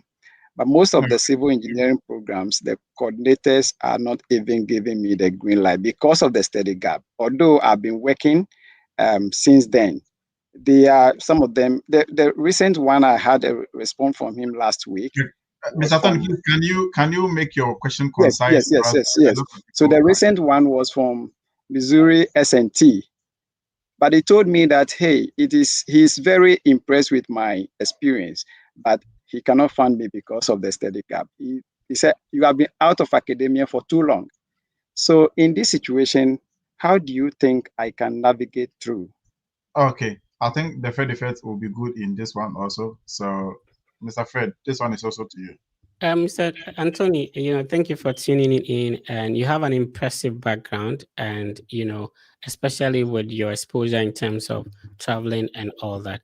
Now, what happens is that it's good you've started, applying and also asking. The good thing you do is to be able to speak to the coordinators. I have a public administration background just like you, and so if you are switching, then you need to be able to talk to the coordinators like you're doing, which is impressive. So understand that there are lots of universities. Some of them are turning you down. This study gap years has been filled on your CV with a work experience, and so if you're able to prove maybe that your work experience is especially relevant to what you're going to study, try and instead of email, ask for a Zoom meeting if possible with them, and see if it is possible to explain your motivation to study such a program. You may get a couple of denials, like you said, but the only hope we have, like my brother Peter Bell and everyone will tell you, is to keep on trying. You understand? So if and a second option could be that you can tour in your line of academia and then get into maybe a public administration PhD. Then you use that opportunity once you're in the system to be able to chase after what you want to pursue. For example, me being in a university, walking to the office of another coordinator to talk to is different from you talking to this individual from Ghana, right? So there's always a way out. So keep on trying, everything will be fine. Okay, but one more thing. Do you think that, because currently I have a valid visa, initially I plan to come to the US and go to the school directly. Do you think that is helpful? So imagine what you have to understand is that you cannot school on the B1, B2 visa. And when you get into the system, remember you have like 6 months. So when you want to get into the US, you need to switch to an F1 visa to be able to, school, that is get an I-20 switch. And there are a couple of ways of doing that. So it depends on you and your plans. If you think 6 months is enough for you to gain an admission, and then switch your visa, then you can decide to do that. But if, since you have a visa also, if you apply before you get here, that will be also feasible. So you have a lot of options. I think you don't have a huge challenge, especially because of your travel exposure and then your experience. If you're able to capitalize on the work experience you have, if it's related to the field. Okay. All right, thank you. Thank you so much, Mr. Tony, and congratulations on your 3.91 GPA. That is so massive. Okay. Nana Kwaku seems to be very, very happy at the background. So let me I think we can pick about 3 people, then we bring the session to an end. I think Nka Uchena has been here for a while. Let me bring Oka on. Did I get your name right? I'm sorry, we cannot hear you. Please work on your connection, and then we can have you. Let's bring Shy Guys again. Mr. Shy, let's have you. Yeah. So about the guy, the man with the 3.91, right? So I am thinking that the school doubts his ability to study in the program, and that is why they don't want to give him anything, right? So what I would do in his case is take the GRE. Sorry, Okay. in his case, it's more like business project management. So probably GMAT. Mhm. I am thinking if he takes the GMAT that and then he does well, that will show his preparedness to pursue Mhm. graduate studies. So Yeah. if I were in his shoes, because if you are getting the same feedback from everybody, then there is a good chance that it might be very difficult. And there are a lot of schools, yeah, the person can keep trying, but I am Mhm. thinking if you take the GMAT to add to the GP and everything to convince them that your mind is not dead, you can still pursue graduate studies, then I think he can get into a good program with good funding. That's what I think. Okay. Yeah. Okay. Doctor, let's have you. Yeah, I moved a little bit, but I heard him talking about civil. Is he planning to get into a civil engineering program or switch to project management? I think he dropped, so he's not here to respond to that. Okay, and I heard he was talking about HND in civil, right? Did he Mm-hmm. say he has a bachelor's degree already? I think it's a bachelor's.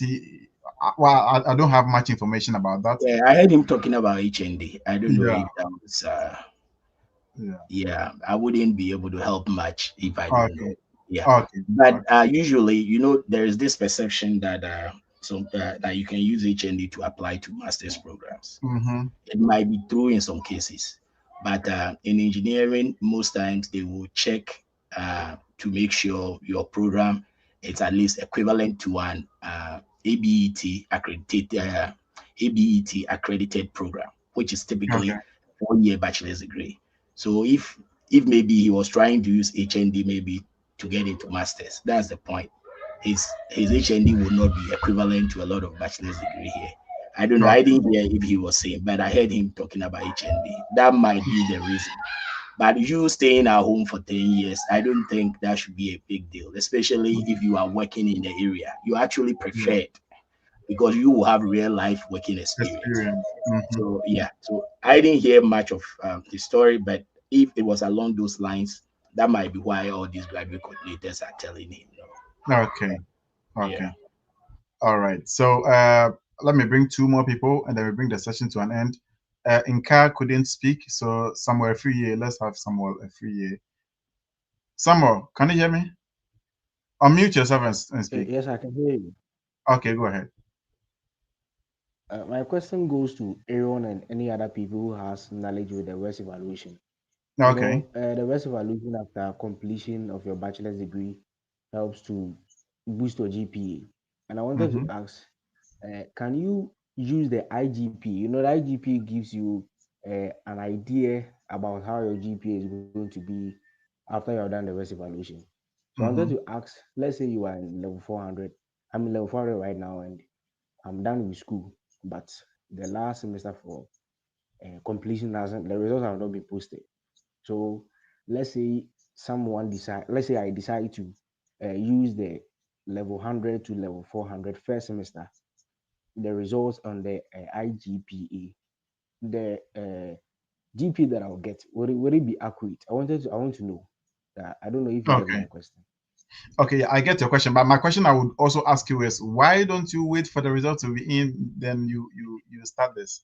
Why do you want to rush it now since you have already done and you can just wait for a month or some weeks to get your results ready? I think the Fred Defense wants The to reason ask why the same question. Yeah, bro. So what happens is that it's just a calculator, and you will be able to use it for it. At the end of the day, when you're done, you need to now do the evaluation.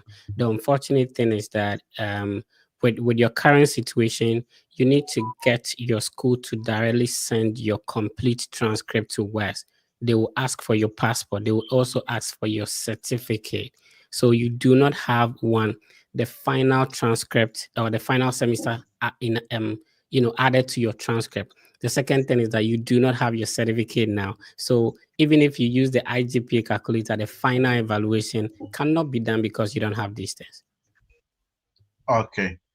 So Sammy, the if you say plan is not to use Go ahead, bro. the plan is not to use the plan is not about doing the West evaluation or not. Let's say I'm in level 300 and I want Mhm. to know uh, how much more GPA that I have ahead of me to get to the 3.0. So let's say using the IGPA and I get probably 2.5 or 2.6, I know that the year that I had of me, I have to put much I work in get order I to get get your the point. I get 3.0. your point. But already technically looking at your transcript, you know your CGPA before the semester, the final one is added. So Yeah. you know that you don't have to use the IGPA calculator to find out.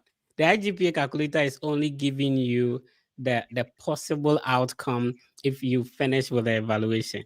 So, bro, I think I understand you, but just like my brother said, take your time and finish up. Then you can proceed from there. There's no need to rush, bro. Okay. Okay, I think Thank you. I'll try as much as we can and respond to the people who have requested so far. If you're not putting your request in, I'm sorry, I cannot bring you up. We have to close out for the day. Oh, sorry. So let me bring up Alexander. Have you worked your connection? Yes, I've worked on it. Okay, let's hear from you. Thank you, Phila, and your great team. I don't really have a question. It's just a plea Okay. that I want to make. Mm-hmm. I have completed every necessary thing for a PhD application that I'm putting in, but then the only challenge I'm having is someone who can help me review my personal statement and research statement. So it would be a great privilege if I can have these big names to assist me with the review. Okay. Let me make it short for you. So what you have to do now is all these people, amazing people we brought, they all have platforms, and I believe almost everyone has a group they help people. I mean, for nothing at all, I know the Fred has, Shy Guys has, Ivagas have, I also do have. So all you have to do is whoever you want to help you with this, go on social media. I believe on TikTok or on YouTube, you should get the connections or the links to join their groups. So try as much as you can and go on social media, connect. If you want to come to me on my TikTok page, the WhatsApp link or the WhatsApp group link is under my bio. Just copy it and connect through that. The same thing happens to Fred, Shy Guys, Ivagas, and all the other people who came on board. So probably not here. It will surely be in their personal DMs. So Yes, connect that's on right. social media. Yeah, connect on social media and let's take it from there. Okay, I'm actually following you, Phila, and I'm also part of your WhatsApp group. I've sent you Okay. some message before, but it seems you were very busy, so that's Okay. why I had to come up and ask the Okay, I question. mean, you can also get to anyone who you believe can help you in this. But then I'll try as much as I can and respond to your message. But then on the group, if you can connect with Mr. Dio or J Frank, they can equally help you do that. Okay, thank you very much. All right, you're good. Have a good day. Let me bring up Duffwin. After Duffwin, I'll have one more person, and then we can call it a day. Duffwin, let's hear from you. All right. Thank you very much, Phila, for the opportunity. You're good. Please. Is it the same Dolphin who always comes on TikTok? Yeah, sure. Oh, okay. Oh, today I see your face. Go ahead. Yeah. Please. My question, my little brother. Yeah, I made him write the SAT. Unfortunately, he couldn't get an awesome score. He had 1,180. Though he has a very beautiful score in the WASI, which is grade 7, 5 A's, 2 B's. And his transcript in the senior high is also awesome. I think the least grade he had was B. The rest, A. So I don't know if there is a way he can still get full funding for his undergraduate, school. Okay. I think this one will go for Fred. So let me bring Fred on again. Yeah. I understand. Yeah, your brother did well. It's great high school score and also great SCT. What you have to understand is that every school has a mark for whatever test score you're submitting, right? So you need to check the test score mark of the university you want to get a full scholarship from. If you meet it, then you can go ahead and apply. Obviously, you can send it to the admissions office and ask that these are my results. Do I qualify for a fully funded scholarship in the specific program you want to apply to? So it depends on the university or the college you want to apply for him. Oh, okay. Okay. All right. Dolphin, thank you so much. So I think we can bring on one more person. Okay, so this Samuel is here. Okay, so Aite just joined. So Aite, you are out of the bottom line. So let me try and connect with the people who were here already. Oh, Samuel, you have been here already. I won't bring you again. Samuel, you've been here already. You've been here already. Let me disconnect you. Okay, so let me bring on Ernest. Ernest, your connection was really bad. Oh, Ernest, you've spoken already, right? Ernest, we cannot still hear you. Sorry about that. Uchena, is it Uchena? Yeah, Uchena? can you hear me now? Yeah, we can hear you. Go ahead. All right. Please, my question is just simple and direct. Assuming you have a deficit in your offer, I know one of the ways you have mentioned to solve it is to actually get a sponsor, either your parents or relatives, something like that. Outside this, are there other ways that you can actually handle this deficit? Thank Okay. you. Nana Kweku, you've been silent for so long. Let me bring you on to answer. Why are you running? Okay. Nana Kweku, come and answer this. You are muted. Kindly unmute and speak. The issue is that when it comes to deficits, like Sewa said, depends on the school you actually apply to. So you can keep asking the program coordinators, and they have this handshake app Sewa talked about. You can actually search and see if they are having like funding opportunities that you can apply for. If they have, then probably you can leverage on that. But then, like they were saying that your family sponsorship and all those things are in the form of bank statement. A lot of people lie about that. So probably we don't know where you get a bank statement from to make them your family members to assist or push in this application cycle. But then the best way would be like reach out to the program coordinator, ask any availability of funding in the school or program that you can apply for, and this can help reduce the deficit to meet the bank statement you have at hand at the moment. Okay. Mr. Frey, please touch up on that. And Uchenna, congrats on your admission. So if you had I haven't received any admission. I just applied. Oh, okay. I'm So you've not actually gotten waiting an for admission response. yet. Yeah. So how then do you know whether you're going to be considered for scholarship or not? Actually, somebody introduced me to this group today, and I've been keen from the very beginning till now. And also, I have been doing my research. But so what you So, have to do is that if you've applied and you didn't reach out initially, you can still go ahead, let the director of the program know that you've submitted your application and you're waiting to hear from them. You would also be happy to know what are some of the assistantship opportunities available in the department. So if there is a separate application, in my case at my second university, if there's a second application to be made for assistantship consideration, they will send a link to you or the document to you to fill it out, or they will let you know how assistantship consideration is made. If there is none, you will even know before the admission decision is made. Initially, I thought like you've gotten admission and then you say you don't have scholarship. no, actually, I have made 2 applications. One of them I made before the application I made. They sent me a message about the assistantship and the rest of them, like about $27,000 per year and something like that. So after that, I gathered my materials and did the application. Actually, I am yet to contact them. But when someone actually introduced me to this platform, I quickly joined and I said, whatever I'm going to learn might actually help me in the next direction of what to do about it. And this particular issue, we are Africans. I'm from Nigeria. Actually, I am not in Nigeria. I am in Brazil, sha. But the problem is this funding is a problem. If someone has, I think from all you have said, the lectures, if one has a fully funded scholarship, I think he can easily with himself deal with the visa interviews and the rest of them. So that is why on my own case, I feel like, what are the other ways? I mean, But be optimistic. your advice is very, very like that. Thank you very Yeah, much. be And I love optimistic. this. And again, don't put your eggs in one basket. If you are thinking of the fall semester, there are still a lot of universities admitting. I would encourage you, if you can, to continue to put in the applications, but please speak with the HOD of the department, get a feedback on funding, because mostly the departments give the funding before the admission decision is made. Okay. Okay. Thank you so Thank much, you very much. Uchenna. Thank you so much. We can bring on only two more people who are already in the queue. So we have Kofi and then D. So let's bring on Kofi first, and then we'll pick D, and then we'll call it a day. So Kofi, let's have you. Hello. Hey, Kofi. Can you hear me Now, oh, properly? Kofi,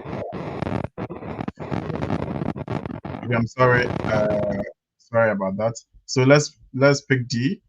I'll sacrifice Kofi for Aite. So Aite, I'll bring you on. D, let's hear from you. Hi, good evening, Good evening.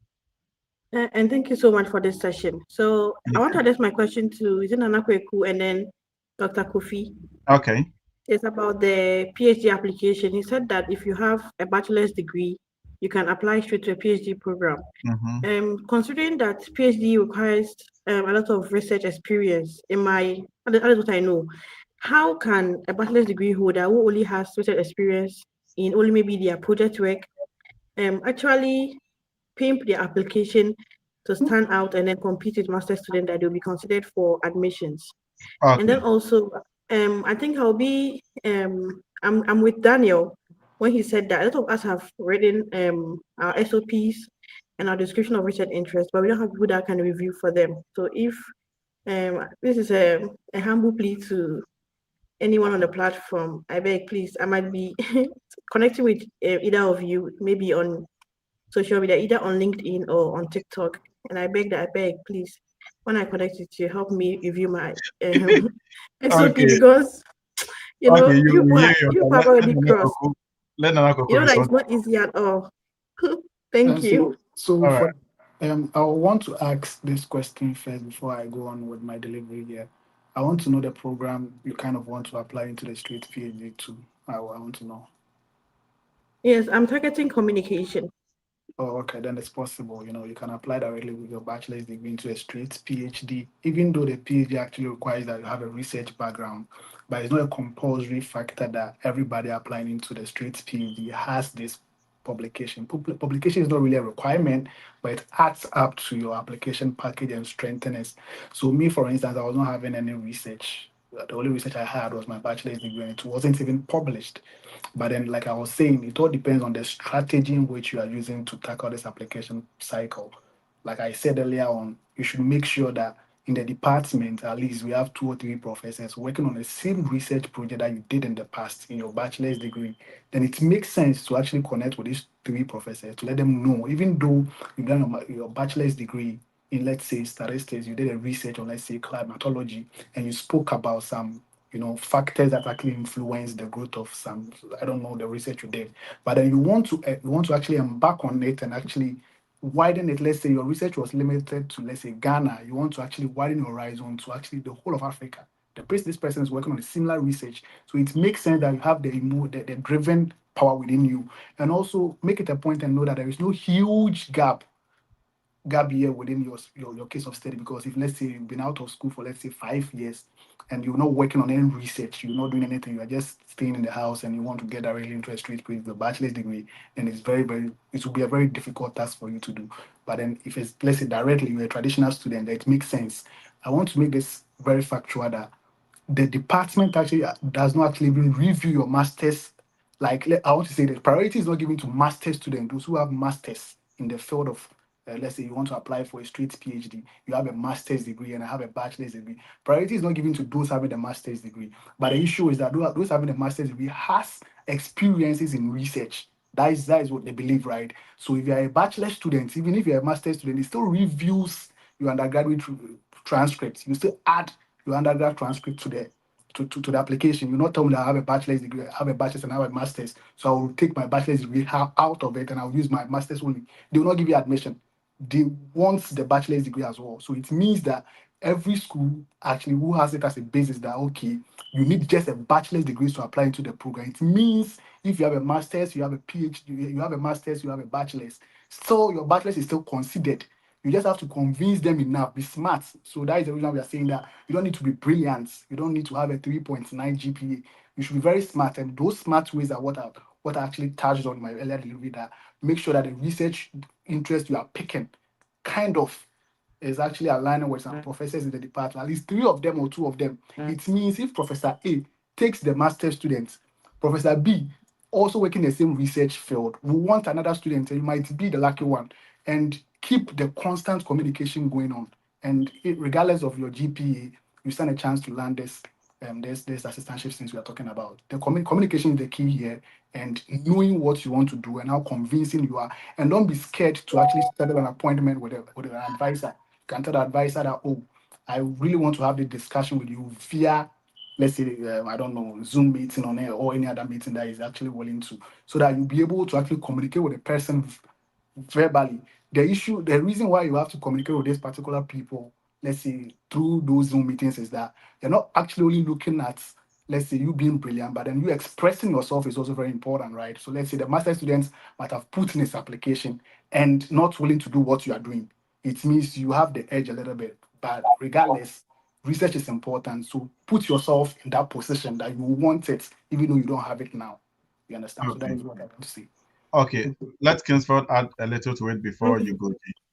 So, a quick one. D and all those who are listening to us, I think it has been a very extensive and intense conference about the BA to or BA to PhD or BSc to PhD or BEd to PhD, BTech to PhD, various, type of bachelor's degree. If you are listening to us, this is not, a race. It is a marathon, or it is not like a sprint.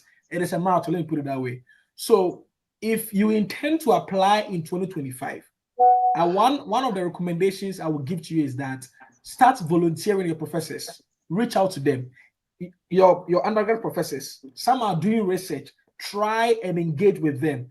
As you are doing the application, don't only put all your time on the application. Some of you, I will recommend, try as much as possible to submit a paper. Try.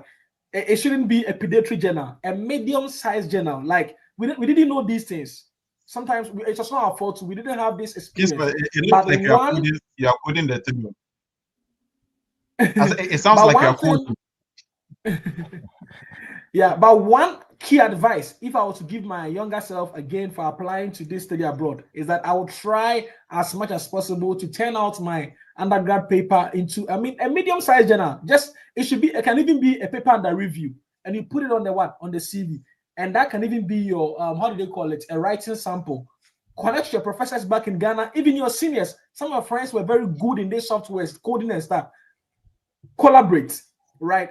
And then lastly, if you are in undergrad or if you have a brother in undergrad, please don't joke with your academics. That is what I would say. Thank you. All right, thank you so much. D, you are so blessed. Shy guys also want to add something to that. Thank you. Yeah. So like Kingsford said, right, and also Nanakweku, having a research is important. Like I wish I had a paper before I even started my PhD. I always thought having a paper is not important. I had my undergraduate thesis and then my master's thesis, right? But I didn't publish any of these things because I thought they were not really, I wasn't really interested in those things. But then now I'm doing my PhD and then I had to start writing, right? And then in the US, there's something called, EB2 and IW, and having research helps a lot. So with all of that, I wish I had, taken that advantage, publish all those stuff. So that is on the side. But then when it comes to PhD application, what I'm trying to tell you is that I didn't even have any paper when I applied and I got into the PhD program, right? So you don't really need a paper, like maybe undergraduate thesis or something, but you don't really need to have a published paper before you get into it. But then if you are competing with somebody and then everything is the same, if the person has it, then the person will be ahead of you, right? That is where that comes in. When it comes to PhD, based on my observation, what really counts, especially in economics, is do you have the GRE? If you have the GRE, it's even more important than your GPA for PhD applications, based on what I observed.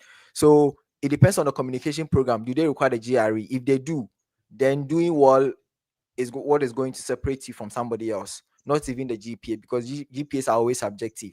So that is what I can say. If you don't have a research, yes, like Nakweku said, the research interest is a big deal. Like because PhD is about research. So in your personal statements and all of that, you need to identify an area that you want to contribute. So that is, yeah, but you don't have to have a paper before you get into a good PhD program.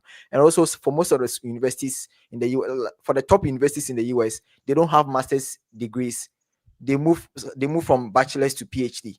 So it means you are going to compete with other people, a lot of people, and that is where the competition. So if you can beat that competition, then you can get into PhD straight away. So that's what I can say. Okay, thank you Okay, so please, can much. I please ask a follow-up Hey, question? D, with all Please. this, no. D, Please, with all you this, see about the no, it's not about anything. Hey, only one person, you've got like 5 different submissions, you still have a follow-up. You follow up on the social media handles, and let's continue from there. We can only, I don't want us to surpass 4 hours because we have already spoken too much. So the last person is Aite. We can only have Aite, and then we call it a Okay. day for now. Okay. Aite, Good evening. yeah, we don't want to Good surpass 4 evening. hours. Let's hear from you. Good evening. Please, I want to have one question, and the question is, I applied to Illinois UIC fall 2025, and during the application, I paid the application fee in addition to the evaluation credential fee. So I want to know, can I reach out to the university to request for the West evaluation form, or Okay, so that I so can use it to apply to different UIC, schools? so UIC, okay, so UIC, their system is that they do internal evaluation, right? You paid internally. Okay. So that is not West Evaluation. West Evaluation is a different company altogether doing their own thing. So this is something they took to do it internally. So what they are doing for you is not the West Evaluation. That's what you should, know at the first place. But so whether you can get that copy, let me ask Mr. Fred about that. No. So that's interesting. I think that's a smart idea, but unfortunately, mostly it's because it's an internal thing. They may not want to give it to you. There's no harm in trying. I'm sure you're talking about University of Illinois Springfield, right? Yeah. So Sure. the good thing is that their internal evaluation is less expensive compared to the WES and all that. But if you knew you wanted to use the evaluation to apply to more schools, I would have suggested that you had, done either the Spantran or the WES so that they can send it to those schools. But like I said, there's no harm in trying. You can email them. Let's see how it goes. As to whether the other schools are also going to accept an evaluation from another university, that's also another thing. Okay. Thank you All very right. much. Aite, thank you so much, and thanks for being our Welcome. last guest for the day. So, guys, I know it's very interesting. We still have about 2,040 people watching on all other media platforms, including our guests streaming on their pages as well. I must say today's session has really, really been very, very insightful, very educative, very informative. Everything, with TIV, it has been everything all put together. And I must say thank you so much for joining in. But before we go, let me take the last submissions of the panel who we still have on. So let me start from Ivagas. Ivagas has been quiet for quite some time now. So let's hear from Ivagas on what he has to say for the last. Evans, you're muted. Kindly unmute and let's hear you. Yeah, so please, they should keep on keeping on. I think one of the recent findings I've made is the fact that the US educational system intake is going to drop in the year 2025 and 2026. The number of high school students who are coming into college is going to drop based on US.news, and it's something I've been following. So this is a great opportunity for most of the schools to take a lot of international students because of the drop that we're going to see 2025 2026. So I beseech everybody that this is a great opportunity to keep on putting in the application. Don't stop until you see positivity, because actually coming here is really, really good, and it's helped some of us gain certain heights that we would have never imagined. So thank you very much for having me on this great platform, and hi Okay. to everyone. Yeah. Thank you so much, Mr. Evans. Let me just continue on that line. So let me bring Shy Guys. Mr. Shy Guys, let me have you. Yeah, what I want to say is that thank you so much for the opportunity. I have actually learned a lot, and it was nice, answering questions and all of that. And maybe we should do this again, one day. And then to the students, I always say that everyone has the ability to come to the US to study on full scholarship. Everyone has it. But then the question is, are you willing to put in the work? Because it's work, it's a lot of work, and nobody can do more than you can do for yourself. And the information is actually simple and straightforward. Like everything you need is actually there. If you don't meet the requirement, what can you do? And always check the funding information first. Like all these things, you got most of you guys know already. So yeah, I wish you the best, and I believe if you do the right thing, if you put in the work, if it doesn't go well, try again, because I have fallen down so many times. Like I've made a lot of mistakes, but we keep moving, and then you're like, oh wow, so I was here and now I'm here. So yeah, it's all possible. So I wish you guys the best, and yeah. Okay. Thank you so much, Mr. Shai. I really, really appreciate your time in here. We still have Doctor here. We still have. Okay, Doctor, are you there? Okay, Sewa is ready. Let's bring Sewa on. Sewa, Oh, hello. hello. Okay, so give us your sign out message. You are muted. Kindly unmute and let's hear from you. Okay, so Sewa is muted. Okay. I'm unmuted now. Well, I don't have much to say. I just want to say thank you for giving us this platform to share what we can with everybody else, and grateful to everyone too for joining, and to the other people who spoke. It was very insightful. I have learned a lot. So I'm wishing everyone the best, and I am praying with them. Like, this is a great opportunity that I think everyone should have a chance to experience. And have a good Okay. night. Thank you. Have a good night too. Thank you so much, Sewa. We really appreciate you here. Okay, so let's bring Kinsford on. Mr. Kin.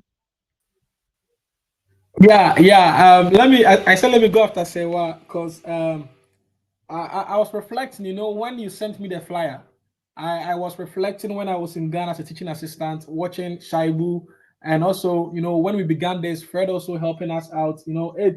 It is interesting, right? I remember his words. Gratitude is a must. When he said his testimony about how he go to Ohio. Why am I saying this? I'm saying this to see how far we have come, right? If you have seen us do it, you can also do it.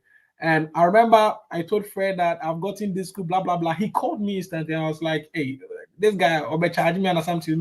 So all I'm trying to say is, like, we've all been helpful, right? You've seen fella doing it, and now the new media have broken all the gatekeepers. There are no more gatekeepers in these systems. Some of us were coming from a very humble background, but we all made it. So I want to inspire you. I want to, if you have stayed till this 4 hours, please. There is no, iota or antidote of inspiration you need again. Prof. Aqua 4 or 5 times, William 6 times. We've heard crazy stories. Pray into it, whatever you believe in. Be prayerful, invest, and then be diligent. There is something called the law of diligence. The law of diligence. The law of diligence. Don't joke with it. Be diligent. Search for the schools. Again, it is not a marathon. Sorry, it is not a sprint. It is a marathon. Be strategic. I recommend. If you can. Those are looking for PhD and research-based programs. If you can work on the research skills, start working on the software. Start learning the Stata, the R, the Python. Don't wait till you come here, okay? The program here is very rigorous, depending on what you want to do. So invest, and then please, again, I repeat this: if your brother is in university, tell them to study very well. Don't let them joke with their GPA. And I thank my seniors who join us. So feel like if you don't know, they are the gurus. I repeat again, the gurus start from Dr. Kofi and Co, who came. For them, they came way ago. But for them to, in as much as they were doing these top degrees, to step out on YouTube and we saw them alone, I think it was only Ghanaian I watched, if I remember very well then. So it is very inspiring. Just kind of let you know how you guys have been a blessing to us. And to those who are watching us too, when you come to, don't sit on the information, help the others. So that is what I want to say. It's such a very reflective moment. Yeah. Bye-bye. All right. Thank you so much, Kinsford. Doctor, are you there? Okay, it looks like Dota is a bit busy. Before Nana Kwaku comes, we are signing out. So your sign out message, just like Nana Kwaku said, is heat. So drop some heat at the comment section for the heat man. So Nana Kwaku, let's hear from you. Yeah, I want to touch on some insightful quotes that were being Okay. tweeted. So the first one is look at the admissions requirements. Mm-hmm. The second one is constant communication. The third one is if you can't fly, run, or walk, or crawl, or swim, what matters is you getting to the destination point. And according to the law of large numbers, as n approaches infinity, the application pool becomes highly competitive. So beware of free applications. And the other one was that this is not about being brilliant, but it's being smart. All what I want to say is that I'm so excited today to be here with is it the Fred effect? Case for the year. They've been a blessing to me so much. We're back in Ghana. There is no video about Kings for Domina and the Freddy Fair that I've never watched when I was in Ghana.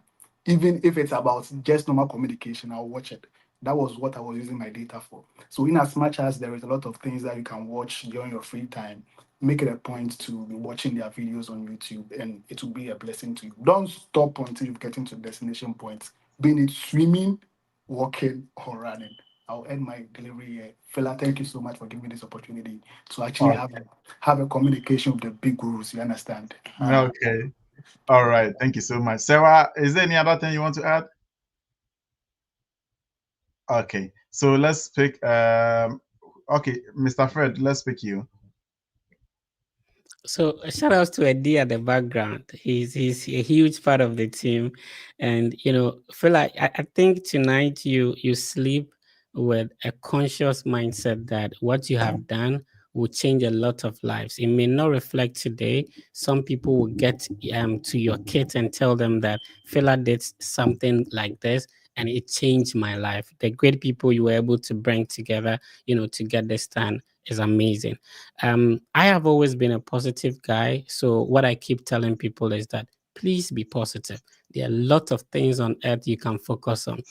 In a world full of a lot of negativity, misinformation, and all that, you can always stay positive. Today, I was listening to Danko, and he was saying that, if you decide to focus on the negative things and what will go bad, you will definitely meet that. But if you focus on positivity, notwithstanding whatever anybody says, everything is going to be fine. That's all my message for today. Wow. Okay. That is all the message for today. Nana Kwaku, do you want to say something? Okay, so guys, today has really been awesome. I wish we never closed, but it's been a good 4 hours already to meet with all these amazing people. I don't want to mention the names again. They have all spoken and we all saw them. So what you have to do now is to go on the social media pages, whether it be YouTube or TikTok or Instagram or X. Go and follow all these amazing people. If you want to give me the same thing, I really appreciate that. Kindly subscribe to my YouTube page. The same name, Fela GHTV, the same name on TikTok, the same name on IG, and then on X, on all the other social media platforms. I do have a WhatsApp group. We have about 5 WhatsApp group already, about nearly 5,000 people who are learning a lot about their study abroad. If you're interested, go to my TikTok page. Kindly follow me there. And under my bio, you will see the WhatsApp link is there. Copy, send it to someone on WhatsApp or anywhere, and then click through the shared link and request to join the WhatsApp group. I've always been your host or your guy or your man or whoever it is, Fela GATV. I would hope to see you another day, and I can't wait to see you in the US. Have a wonderful evening. Bye.